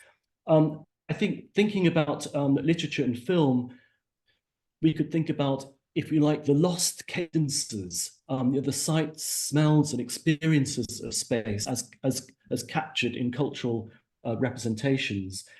So the classic ones, Kiran Nagarkar's novel Ravan and Eddie from 1995, everyday life in chawls, But water, of course, features prominently in terms of everyday life. The revealing insights, perhaps, that routine social science doesn't always bring to us in terms of understanding everyday experience. In cinema, Dave Benagul's film Split Wide Open about Mumbai from 1999, where the dysfunctionality of the water system is a portal into all kinds of investigations of political corruption and other developments within urban space. So, film, literature, art, bringing something more to what we understand about water, and also recurring motifs. So the British novelist J.G. Ballard, who I've always found very inspirational in terms of my own thinking about urban space, and his investigations of the near future. And one of his motifs is the abandoned swimming pool as a feature of urban space, which is compelling and intriguing in terms of what it tells us about the cultural, technological, and aesthetic dynamics of urban space. Other very intriguing cultural representations for me are the German photographers Bernd and Hilla Becker, who produced these extraordinary large format black and white photographs in a very long series in terms of industrial infrastructure. One very long series is simply entitled Water Towers, over 200 large photographs taken mainly in Northwest Europe, Belgium, Luxembourg, Germany, also Pennsylvania, parts of North America. And you see these extraordinary array of images. They're all different. They have some functional commonality, but the design is utterly different. And we don't really know if they're still working or not. That in some ways, these are, if you like, fossil diatoms of the Fordist age or something like that, because their photographs capture a transitional moment between Fordism and post-Fordism in terms of what economic geographers and sociologists might describe these regions. So photography, cultural representations, I think, are part of ways of trying to make sense of these shifts and changes, including some of the hidden aspects. And I know that my time is drawing to a close, so I just wanted to conclude just by highlighting three themes that really stand out for me. I think a first theme is the question of alternative modernities or different pathways through modernity. How is modernity to intersect with our analytical frameworks? And by modernity, of course, we're not just thinking about technocratic structures or things of that kind, but also analytical and philosophical schema. That if I'm saying that my work is influenced by neo-Marxian perspectives, then of course that is a particular analytical or philosophical pathway through modernity that is infusing my particular analytical perspective in terms of what we're talking about. So can we move away from a more monolithic or universalist conception of modernity to a more differentiated, nuanced engagement with what modernity is, and also its other in relation to what we're talking about. A second strand is really what we could perhaps refer to as alternative ecological imaginaries. What role can or should water play in our landscapes, and urban landscapes in particular? And I mentioned the South London example, Ladywell Fields, and the use of controlled flooding as an alternative to technocratic flood defences. Another example that I've found interesting is the Bishan Park in Singapore, bringing a neglected urban river to life, but also intricate aspects of ecological planning, so that the flourishing biodiversity and water quality of this stream means that many of the natural predators for mosquitoes, such as amphibians dragonflies and other organisms, fish, are present. So that in this instance, a water feature doesn't necessarily pose an epidemiological threat. And surely in coming decades, that will be a very important thing to consider.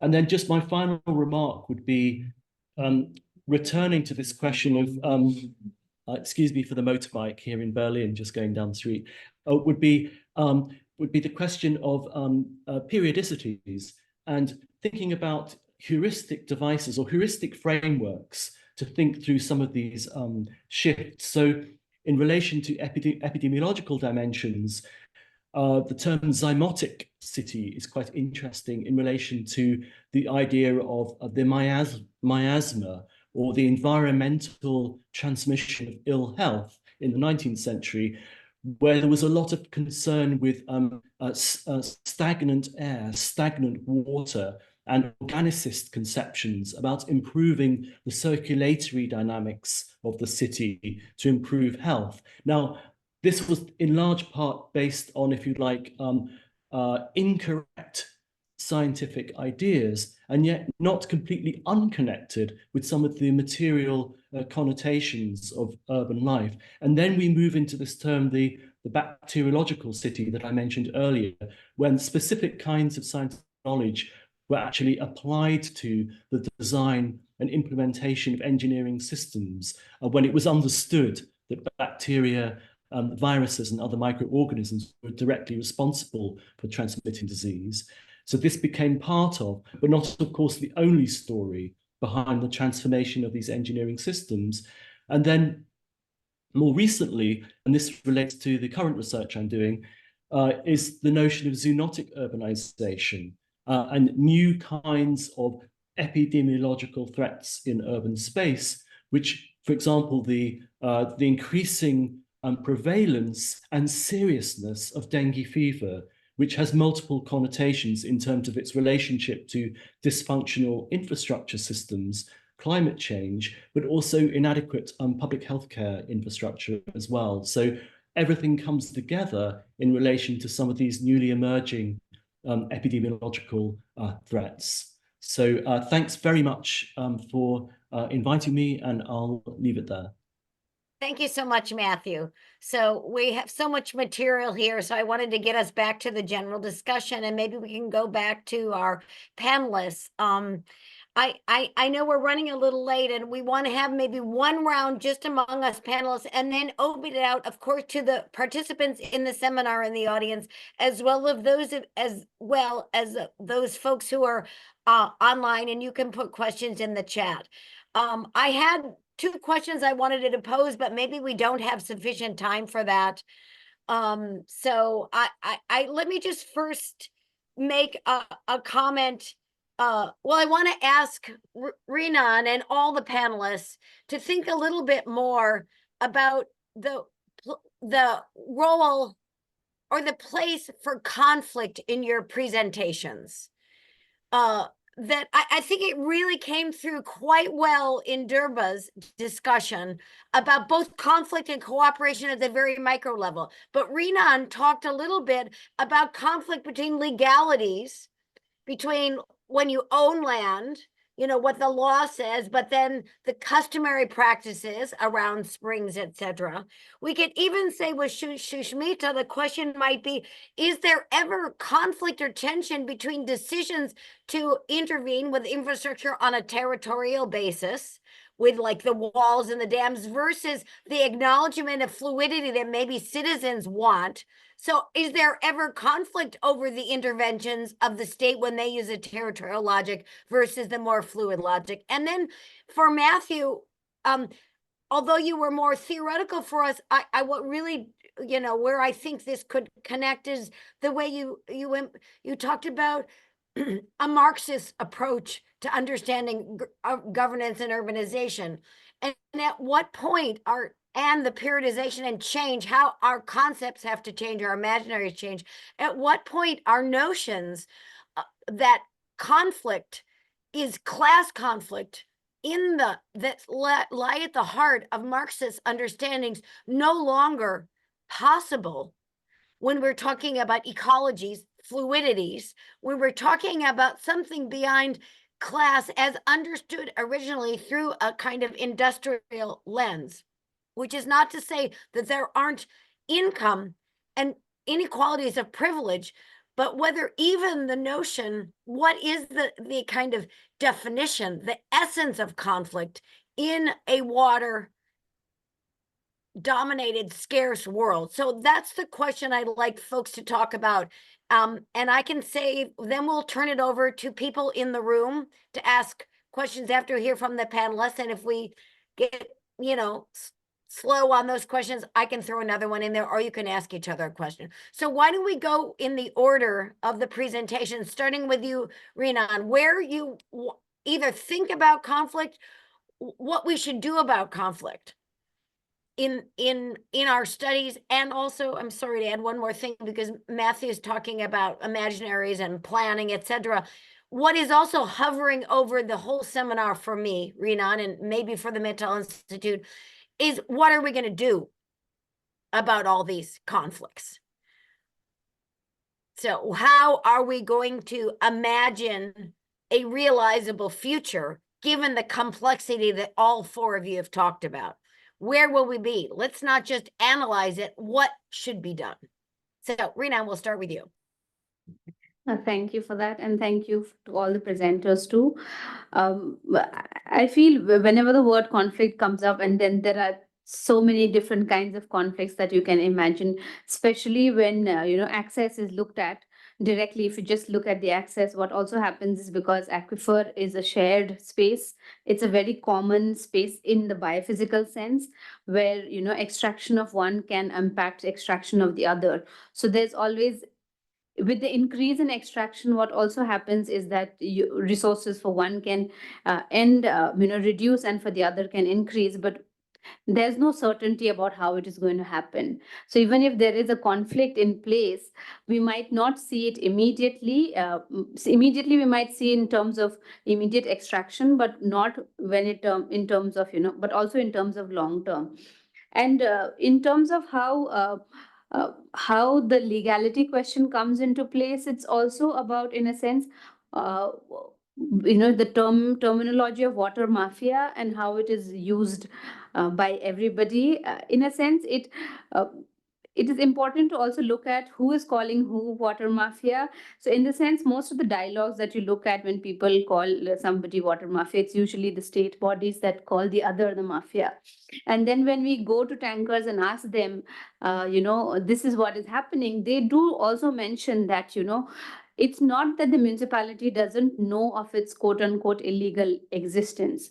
It's in a sense, where the municipality cannot fill in the gaps, the private water vehicles come in, but the municipality call them, illegal in that way. So in a sense, it is the conflicts happen at different level, and they call them illegal and don't allow them to enter, but allow them to what do we say, allow them to function at certain times of the day. They create ways in which these systems can still exist in that space.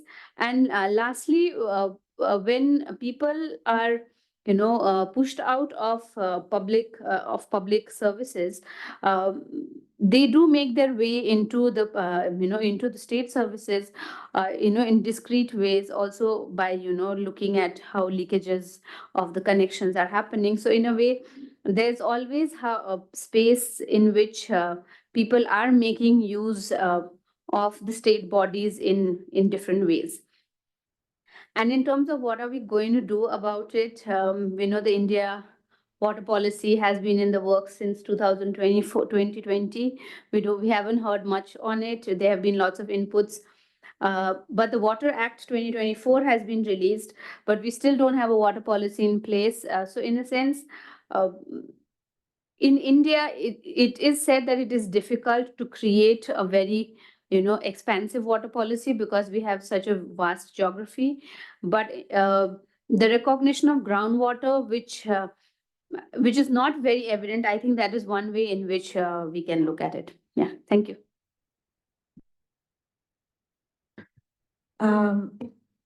I didn't get to speak a lot, but I agree with Rinan. Even in Coimbatore, conflicts were happening at different levels within the households, between the households, and also households and the state. And but um, and these conflicts, I must clarify that at the slum level, the conflicts which were happening with the state was essentially for demand for more water, but the demand was never specifically for more water at the household level. And so the water demand remained at the slum level. That conflict does not resolve the gendered labor that goes into collecting the water, which is implicit in these policies which provide street taps, right? You're implicitly assuming somebody is going to collect that water. And that implicit assumption is it's the women who are going to collect it. Therefore, you're discounting the labor of women who are doing this job. Furthermore, it also sort of, we know that it stops them from doing other economic activities because the timing of water is highly random. Uh, but perhaps one of the things that I didn't talk about and was not part of this Coimbatore work, and perhaps Rinan, you can think about it as well, as because I'm thinking about it, is the idea of wastewater. Like water is a cycle. It enters as a usable water, it gets used, it converts into a wastewater, and then it is released somewhere. Sometimes it's treated, sometimes it's not treated, sometimes it's partially treated. And so we see this in Bangalore now after maybe 2 or 3 decades of uh, real intense urbanization that Bangalore has experienced, and a lot of big cities have experienced that wastewater has emerged as a real challenge. Like, what do you do with all the water? You're importing big lots of fresh water from peri-urban areas and then releasing the wastewater either locally, or in case of Bangalore, one of the magic solution is to send it all the way to Kolar to farmers. And the thing I want to talk about is that wastewater, I mean, there is no one way of thinking about wastewater in this entire cycle of water, because wastewater for a farmer is not, at least in farming, it has some value because it has nutrients. But when it converts to domestic use, it is definitely not a desirable good. So the way we look at wastewater and water are not identical. Water is desirable. People want clean water, good water source at the household level. But wastewater is a bit more complicated, especially if you're thinking about beyond domestic water use and looking at agricultural water use. So that's one of the things that I wanted to say. Thanks. Thank you, Durba. Sushmita. Suchasmita, you can call me Suchi. Uh, so, Okay. um, yeah, I'll start with the end where you talked about the distinction between fluid logic and infrastructural logic. So, after this glacial lake outburst flood, and because there's not enough state intervention, there was a movement which was launched, which was called Save the Tista. So some of my interlocutors then had some critique of that, because the river itself doesn't need saving, because after the glacial lake outburst flood, it flows above normal, it flows a little bit more violently. But that's a problem for the settlements and the people around it. And I was also reading Kuntala Lahiri, that's book, and she also talks about how our characterization of these flooded rivers as these sort of destructive forces is also something which is a modernist understanding, because land has to be productive and rivers and floods destroy that productive land. So, okay, maybe this was a little bit of a digression, but there is that conflict of fluid logic where fluidity in itself is not a problem. It becomes a problem when it interacts with other sorts of habitational logics. People have been protesting these kind of dams and other sort of infrastructures which have caused these problems. This is a region which has these landslides for a long time. It's just that the intensity is increasing because of these new developmental projects, which there is a lot of protest against these dams which have been happening for a long time. And now, in fact, there is now people who protested initially against the dams are also angry with the others who did not protest but who have now faced destruction of their houses. There are factions, people saying that there were others had not supported these protests enough. And if at that time they had protested against these kinds of dams, these kinds of interventions, today this landscape would not be this kind of fluid, this kind of destroyed. So there's a lot of conflict with the state amongst each other, and this conflict with like a logic of quote unquote nature and this logic of infrastructure. But once these infrastructures come into place, like once these dams have been built, people still want more protective walls. They want to be saved against the immediate risk, and they're not thinking so much about what could have happened before, which would have let nature run its course, so to say. Um so they're petitioning the state for better protective walls and better kinds of new infrastructure, which will again reduce this kind of risk of fluidity for them in their lives. Yeah, that's, can I just say something before we hear from Matthew? Because you talked about modern, that's really interesting, Suchi, because in a way, I would say that parallels what Durba was talking about, the conflict and cooperation. So in sometimes there is a desire for those type of engineering interventions, and sometimes there's opposition to them. So it all depends on maybe coming, and this is maybe what Matthew was saying, coming up with a new imaginary of the combination of what is ecological. I would use the word governance, but what does ecological intervention mean in a modern world where there's both modern technology, but also relying on traditional knowledge of fluidity? So, I mean, in a way that citizens themselves are struggling through that. They sometimes want intervention and sometimes they're pushing back against it. So, Matthew. Thanks. Yes. I mean, something that came across very powerfully for me in Durba's presentation was this sort of this focus on massive social and spatial inequalities in relation to access to water, at different scales. And I also picked up on Durba's point about the complexities of wastewater in relation to other water-related political challenges. So I think this really connects very powerfully with the themes you just highlighted. And just a very brief comment, I mean, in terms of extending aspects of neo-Marxian analysis, thinking more broadly about the urban political ecology school, clearly we had to go beyond class, gender, race, caste, and other profound forms of inequality have to be part of the analytical framework. Great. I'm thinking we have 2 questions in the chat, which I can share, or I don't know if there are any questions in the audience there, because I can't see. Monica, you can tell me. Maybe I'll start by reading the 2 questions in the chat. If we have a third one from the audience, and then we can do another round. So the first question by Onring Langlu asks, since the northwestern mountains of the Himalayas are young and fragile, what kinds of infrastructure can they handle? So that's kind of another, following on some of the other answers. Is it possible to balance infrastructure development and urbanization with the preservation of nature, which is maybe, again, the way we were thinking about these tensions, not only conflict but tensions. And then the second question from James Westcote. Hi, James. Colleague at MIT, great water specialist on India, asked, well, first of all, he thanks us for these presentations. And he's curious about whether and how the analyses have been shaped by or drawn lessons from India's current large investment in the Jai Jivan mission, which promises, this is a quote, functional tap connections for all households in the country. So those are the 2 questions. If there's a third question from the audience, I would let you put that on the table, or we can start with a round trying to respond to these 2.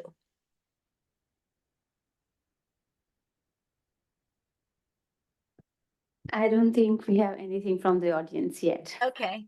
All right. So you start. Well, Rinan, we'll go in that order, maybe again, if you guys don't mind. Yeah. One about the mountains, the kind of the combination of the preservation of nature and infrastructure development linked to urbanization, which actually it's a great question because that is ultimately the overarching problematic. It's the kind of obsession with urbanization that is kind of putting on the surface and under the surface these problems of water. So Yeah. In terms of in terms of the Himalaya itself, they have been like different degrees of urbanization, and because even in the case of Darjeeling, you have the land that is around Darjeeling is either belongs to different state affiliated organizations like tea plantations or forests or the cantonment. So in a way, many of the urban towns are already restricted. So Darjeeling is is the densest mountain town in the entire Hindu Kush range.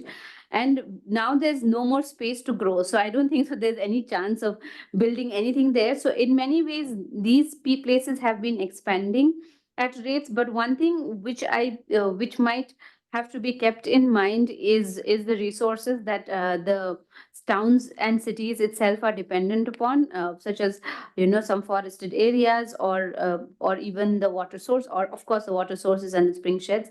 Those need to be kept in mind when you are developing infrastructure. But again, as I mentioned, the law of the property law, the Easement Act, always gives access to the landowner. So that's also another challenge. And with Jal Jeevan Mission, which got launched, I also come from a village where the Jal Jeevan Mission was, is running apparently. So what has happened is, on the surface, they have installed pipes. There are pipes running through villages. This is very close to where I live. So the pipes have been drawn, but then the contractors will tell you that the pipes are here, but we don't know if the water is going to come. So that's the status, I feel, of the on-ground functioning. And it does say Har Ghar Jal, but the numbers on the Jal Jeevan Mission portal say something, and the on-ground story is entirely different. Yeah, thank you. I don't have anything particular to say about Northeast because I haven't worked there. I think Rinan is the best person to talk about it. But I think in that, the way urbanization, at least in India, seems to be happening is replication of old ideas of what cities are supposed to look like. And it seems like some of it is definitely replicated in Northeast as well. And perhaps looking at urbanization is also a process which concentrates resources and people in one place, and also takes a lot of energy, takes a lot of resources. And perhaps one way to find a balance is to spread it out a little bit and think of new ways of supplying water and sort of dealing with wastewater as well. I think I'll just stop at that, and maybe Suchi has. Yeah, so yes, the young mountain thing, and I was making a reference to that people in the mountains are very much aware of that. So one of the things, the reasons why there are so many landslides is because the Himalayan mountains, there are not too many big rocks, right? There are phyllites and schists. These are debris which are there in the mountains more than any sort of stable rock, and that is a problem which should be addressed, because it seems now even common citizens, at least in Sikkim, are aware of how to think about the mountains. But when infrastructure is planned, especially these kinds of roads and dams, there's a large, like, international national model, and local variations are not taken into consideration as much when these kinds of infrastructures are planned. So that has been a critique from civil society for a lot many years now, that infrastructure planning in the Himalayas has to take account of the geology of the Himalayas. But often that does not happen, and especially because, and I work more on roads and those kinds of infrastructure. Himalayas are also borderlands. Borderlands are strategic geopolitical scenarios where recently there was, for example, repealing of requirement for environmental impact assessment for any kind of construction 100 kilometers, I think, along the border. So there is depletion of existing laws rather than making of new laws.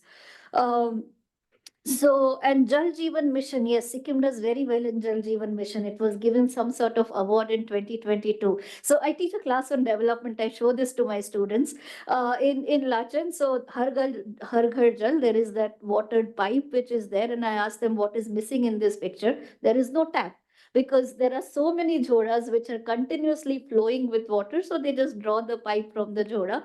And because there are fewer rain shadow areas in Sikkim, so Sikkim metrics on Ghar Ghar Jal, Jal Jeevan Mission, it is very high. But again, at what like, you can manipulate development data, because this is, in many regions there's a lot of water to go around. So which is very different from Darjeeling. And also there's a GSI study on Darjeeling which says the eastern ridge of Darjeeling should not have been constructed at all in terms of the geological instability, that after the ridge, this side is stable at least a little bit, but the other side is quite unstable. Uh, so Matthew, studies. you want to add Oh, go on, Suchi. I was just going to ask Diane, can we ask the audience in the room if they have any questions, if they want to raise their hand? Okay. Yeah. Yeah, oh, we have- good, there are questions. That's what I like. Let's give Matthew one chance to respond to that one, and then we'll go to, I see at least a couple of hands up, and maybe you can call on them to ask questions for the panel. Sure. Thanks, Diane. Okay, just a very quick remark, actually. The first question asked about contradictions of nature and ecology, and it made me think, actually, of Rinan's wonderful expression towards the end of her presentation, where she referred to complex interactions within and across scales in the face of ecological calamities, which is a very succinct and thought-provoking framing of this discussion, I think. Thank you. Great. So yeah, audience questions? I know we saw 3 hands, so any one of you want to go first? Please go ahead. Yeah, I can go. Thank you. Thanks everyone for your presentations. I think my question will specifically be to Durga. I just wanted to understand the situation. I won't even say situation, but the conflict that you talked about a little better, especially in cases of, say, interstate migrants in cities where there might not be a rootedness, territorial or in the sense social or political. How does conflict around water then surface there? Yeah, thank you. I mean, the slum residents that I was mentioning are not migrants. But in case of migrants, their situation is much, much more dire. And the ability to negotiate with the state is something that is developed over a period of time as you gain some sort of footing, some sort of networking, and then you sort of negotiate. Most of the conflict that happens is pretty much like I haven't worked with migrant populations, but from my readings, you can see that they have to their cost of water access is much, much higher than even what probably a slum resident might have to pay. But the conflict itself is, I think Diane was mentioning, there is a very clear class aspect to conflict. As soon as you are a little better off, you are sort of shielded from the conflict, whether it is across the households or with the state, because like I said, the water procurement itself becomes a very private practice itself. So I hope that answers your question.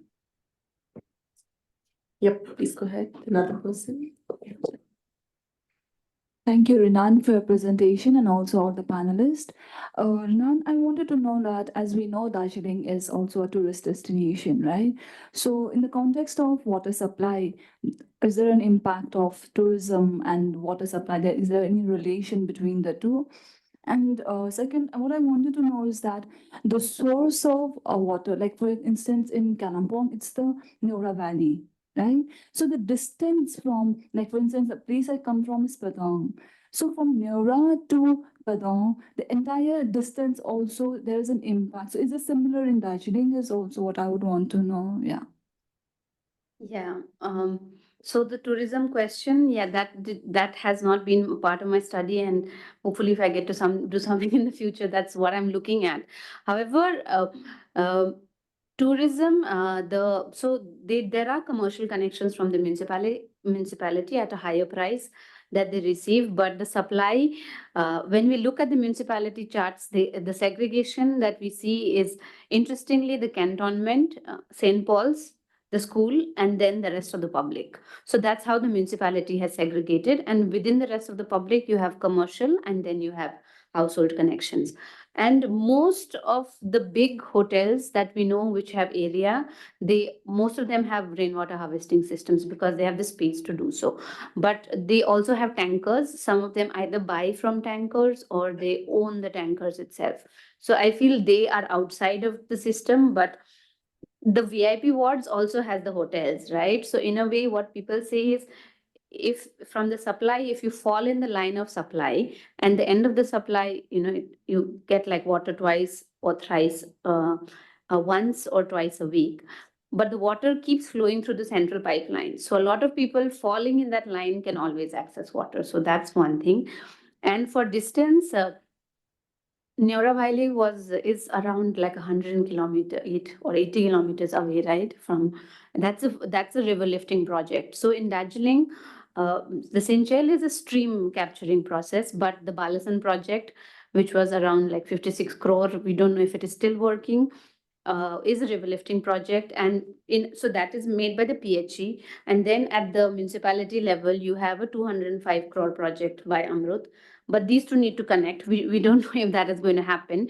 And they also say the quality of water becomes a restriction. So they can't mix the two waters together. So all those things also come into play. Okay. Yes, just one last question I know we have in the room. Please go ahead. So I have a question for Darbama. So you mentioned that how the different sorts of infrastructure lead to different kinds of norms around water collection, water access. I wanted to ask how this infrastructure provision is also impacted by government intervention. So for example, in case of tanker versus tap that you mentioned, the tap has the norms around water collection from tap are more cooperative in comparison to one which is tanker based. But the case studies of Coimbatore, but I am taking, for example, another example from Delhi, where tanker becomes a dominant mode of water supply in comparison to common taps. And in that situation, there are evident forms of cooperation across in tanker water supply because the policies designed for tanker water are foster so. So, for example, if I substantiate it further, there are in the policy documents they have mentioned that there will be point water connections wherein 10 families will be grouped under one. Will be grouped together, and that is how cooperation between some small groups are fostered. So, how policy intervention in terms of different infrastructures can in fact lead to different norms, as you say, of water collection. And one question for Rinan ma'am also.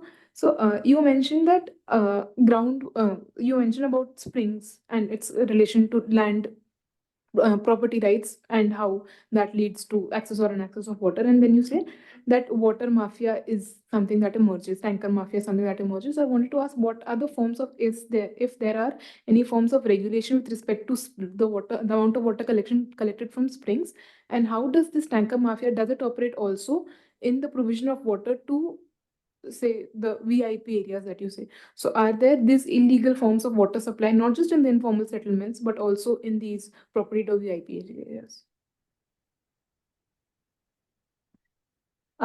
So I think a lot of the question, I think you have answered yourself, but I'll just add something to that. The point there isn't whether it is a standpipe or a tanker. I think the point is, does it have enough embeddedness in the community for the norms to come up? In this case, the tankers have the norms around them, which leads to not as much conflict as you would see in Coimbatore slum, because the norms have emerged around taps, specifically in Coimbatore, because they are the first source of water supply, the primary source of water supply. In case of tankers, since they are much more embedded on a regular basis with the community, the norms would have emerged separately. If the alternative to tankers, if there's something, it would be interesting to see what kind of conflicts are emerging around there or not. Because in Coimbatore, the timing of tankers, the location of tanker, it's all unknown. So there is no way you can form lines. You don't know where it is going to stop. You don't know at what time it is going to come. So there is no point in forming lines. That is the case across a lot of the South Indian South Indian cities, at least. I see there are two questions in the chat. So unless Rinan, you want to answer, I didn't want to interrupt. Do you want to answer that question too? Maybe if you want to have a look at the questions and then we can do the final answers. Okay, so you can keep that in mind. Because I'm cognizant of time, but I think there are two questions in the chat that I think allow us to kind of, what I love about this event, and again, thanks for everybody, is the kind of going back and forth between the empirical realities with examples and cases, including real struggles, and we have information from all of you about that, and then more conceptual questions. And these last two questions are kind of, again, more on the conceptual, so we want to go back and forth with epistemological. How do we understand this problem? How do we represent it? How do we talk about it? So one question and I'll combine the two. kind of from Pankaj Malhotra, just wanted us to think about climate and culture. So thinking about like the narrative framings, I think Matthew talked a little about culture generally, how they have impact on the water supply. So thinking about climate and culture. But the second question by an independent journalist, Kavita Upadhyay, I'm probably mispronouncing your name, who's also, as all the questioners have thanked the panelists for the presentations, said, and I'm just going to read it. He's from the central Himalayan region, which has increasingly been witnessing floods and landslide related disasters for over a decade. The administration and politicians often call the Himalaya, this is quote, fragile or quote, vulnerable. Again, I'm thinking about the resilience word that Matthew used. They call them fragile and vulnerable, and they basically question the mountains for the disasters instead of looking into their policies and infrastructure related decision making. I want to know your views on vulnerability, fragility with respect to the landscape. You know, again, so laying out that there's the ways we understand, we use a concept called, whether it's resilience, vulnerability, precarity, fragility, from the lens of politicians who are trying to solve the problem, or from the lens of the landscape itself. So has it been looked at enough in the landscape beyond just a regular definition, or maybe let's say the human-made rather than the nature-made understanding of vulnerability? So that's a question, and maybe we can use that to go around and have a final comment from everybody. Maybe we'll start with Matthew and go backwards the other way so we can land with Rinan and she can have the last word. So we'll do Matthew and then Suchi, then Durba, then Rinan. Yes, I mean, just very briefly to respond to this question about climate and culture, I think the field of ecological imaginaries is interesting, and also the contrast between dystopian and utopian ecological imaginaries, but also, how to frame alternative futures. Do very frightening dystopian conceptualizations, do they engender cynicism or inaction, or worse, forms of political populism? So what kind of ecological imaginaries then, and how these might feed through into different kinds of policy-making strategies? Great, thank you, Matthew. So, yeah, I guess it's Suchi. Yeah, so I'll maybe combine also that question of vulnerability, fragility, which should be framed not only from a state, but how the state can use these kinds of terms to naturalize problems which are actually caused by governance, which are actually caused by development. And I think climate change can also become one of those, because it sometimes becomes a buzzword that this was caused by climate change. Firstly, climate change is caused by humanity, but also combining that and not giving states or governance agencies an easy way out. Like in the Himalayas, a lot of things will be called cloudburst, even when they technically are not. So again, it becomes one of those catchwords which gives some sort of way out from responsibilities of states to plan better. So definitely the Himalayas are fragile. It creates a sense of vulnerability among the population, but this vulnerability is compounded by lots of new developments, and it is a particularly like social political thing. And I'm especially not very comfortable with the word resilience, because it seems to have this neoliberal tendency that you should become resilient, pull yourself up by the bootstrap kind of approach, which puts the onus on the communities to become self-sufficient and face risks rather than states having to take care of them. So that's briefly my Thank you. Yeah, I mean, I sort of agree with Suchi that, climate change is sort of an accelerator, because on the ground, there are already a lot of inequalities in terms of water supply and other sorts of inequalities. And sometimes climate change is used as sort of go-to to explain away a lot of the disasters that happen. And therefore, to sort of have this new, this idea of new imagination is also sort of related to some of the questions that I was thinking about, this idea of alternative development pathways for new areas. I mean, large cities have already developed, they have a lot of a lot of problems in dealing with water and wastewater, but how do we think of new ways of providing water, sanitation, treatment of wastewater in these fragile landscapes? Thank you. Rinan, you'll have the last word, and then I'll make some closing comments. Yeah, I think I'll begin with the question on springs. So most of the tankers that get, oh, she's not here. But anyway, I'll just answer it. So most of the water that these tankers get from is from outside the forest. Maybe I'll tell her in person. I think that'll be better. No? And so I'll go back to the question of the climate and culture and the resilient. I completely agree with both Durba and Suchismita on how resilience is looked at and how climate change is looked at, and how climate change studies are done when we talk about, either looking at bringing the two together, for example, trying to understand climate and culture or climate and perceptions, where perceptions just become a questionnaire. You'll be like, oh, what do you, so what a lot of perception studies are mostly based on what do the communities think of it, without doing a deep dive into how both of the understandings of climate and the understandings of culture can begin together at the get-go. I think the methodology around how climate and culture can be looked at like as one thing from the beginning is what I think is necessary. Yeah, thanks. Great. Well, I think that we're getting near the end, and we'll have to end at 11 o'clock. I want to make one final comment, and then we'll do a round of applause and thanks for all the presenters.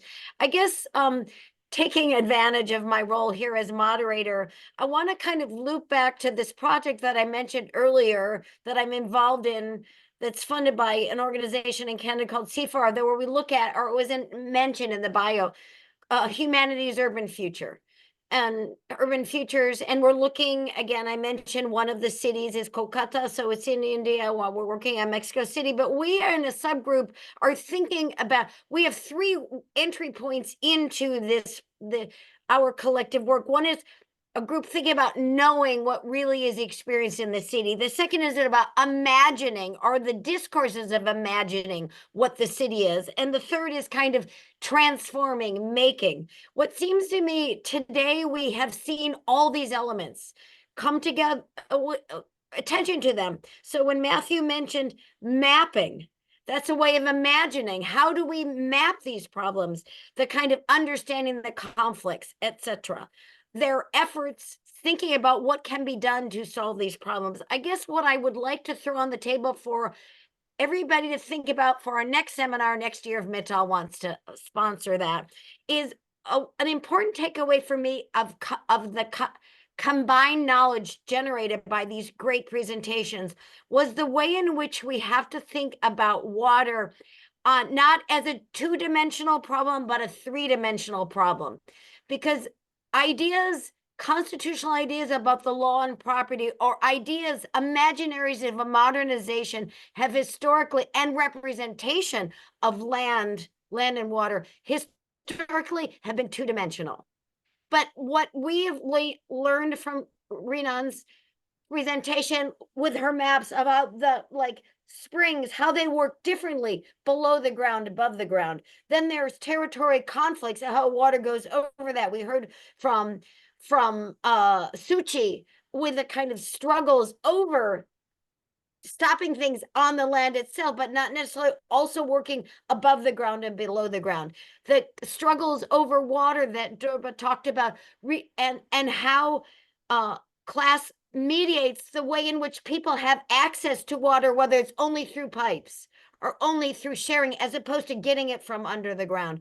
It seems to me that we need a new framework to think about governance of water that has a different spatial imaginary, not just multi-scalar across maybe the nodes of a household to the neighborhood, to the region, to the mountains, but also above the ground and below the ground. And I think that's where future work and innovation will happen. I'm sure Rinan will be leading that, and we hope everybody else will stay in touch with the Mittal Institute and the panelists here if they are interested in pursuing any more of those types of questions.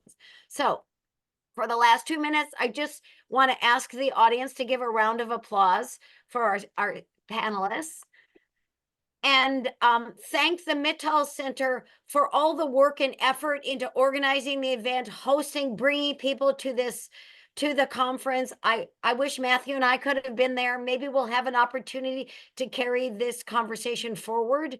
And maybe, Rinan, do you want any final comments you want to make to Monica or anybody before we end with maybe a picture or something? Zoom picture. Yeah, I mean, I would like to thank everybody present here from the Mittal Institute, Shreya, Angarika, Monica, Amit, Robert, and Sushmaji, and Mukesh Bhaiya, who's on leave. And I would also like to thank Professor Diane for for our excited conversations and allowing me to do things in different ways, and also how when all the presenters finally got together, how it was an excitable moment for both me and Professor, where I think we literally screamed on our emails, so that was fun. And I hope we can still carry on these questions and the work that we have done, and yeah, continue our work on water. Thanks. Thank you so Thank much. you, everybody. Yeah, thank you so much, Diane, for bringing it all together, and thank you, Rinan, for this wonderful session. We all enjoyed the conversations, I can say for sure. But Diane, to answer your question, we'll be very happy to continue the conversation and host another session whenever you are ready. Rinan is ready, all panelists are ready. So let us know. The team is here to facilitate such conversation. But thank you to the wonderful audience sitting here late in the night. It's already 8:30 p.m. here, and also the ones joining us online. But thank you so much all, and good luck, Rinan, as you wrap up. We'll miss you, of course, at the office, all of us. I say that on all of our behalf. But a wonderful 1 year spent at the office and wonderful research. Thank you so much. Thanks again, everybody. Take care.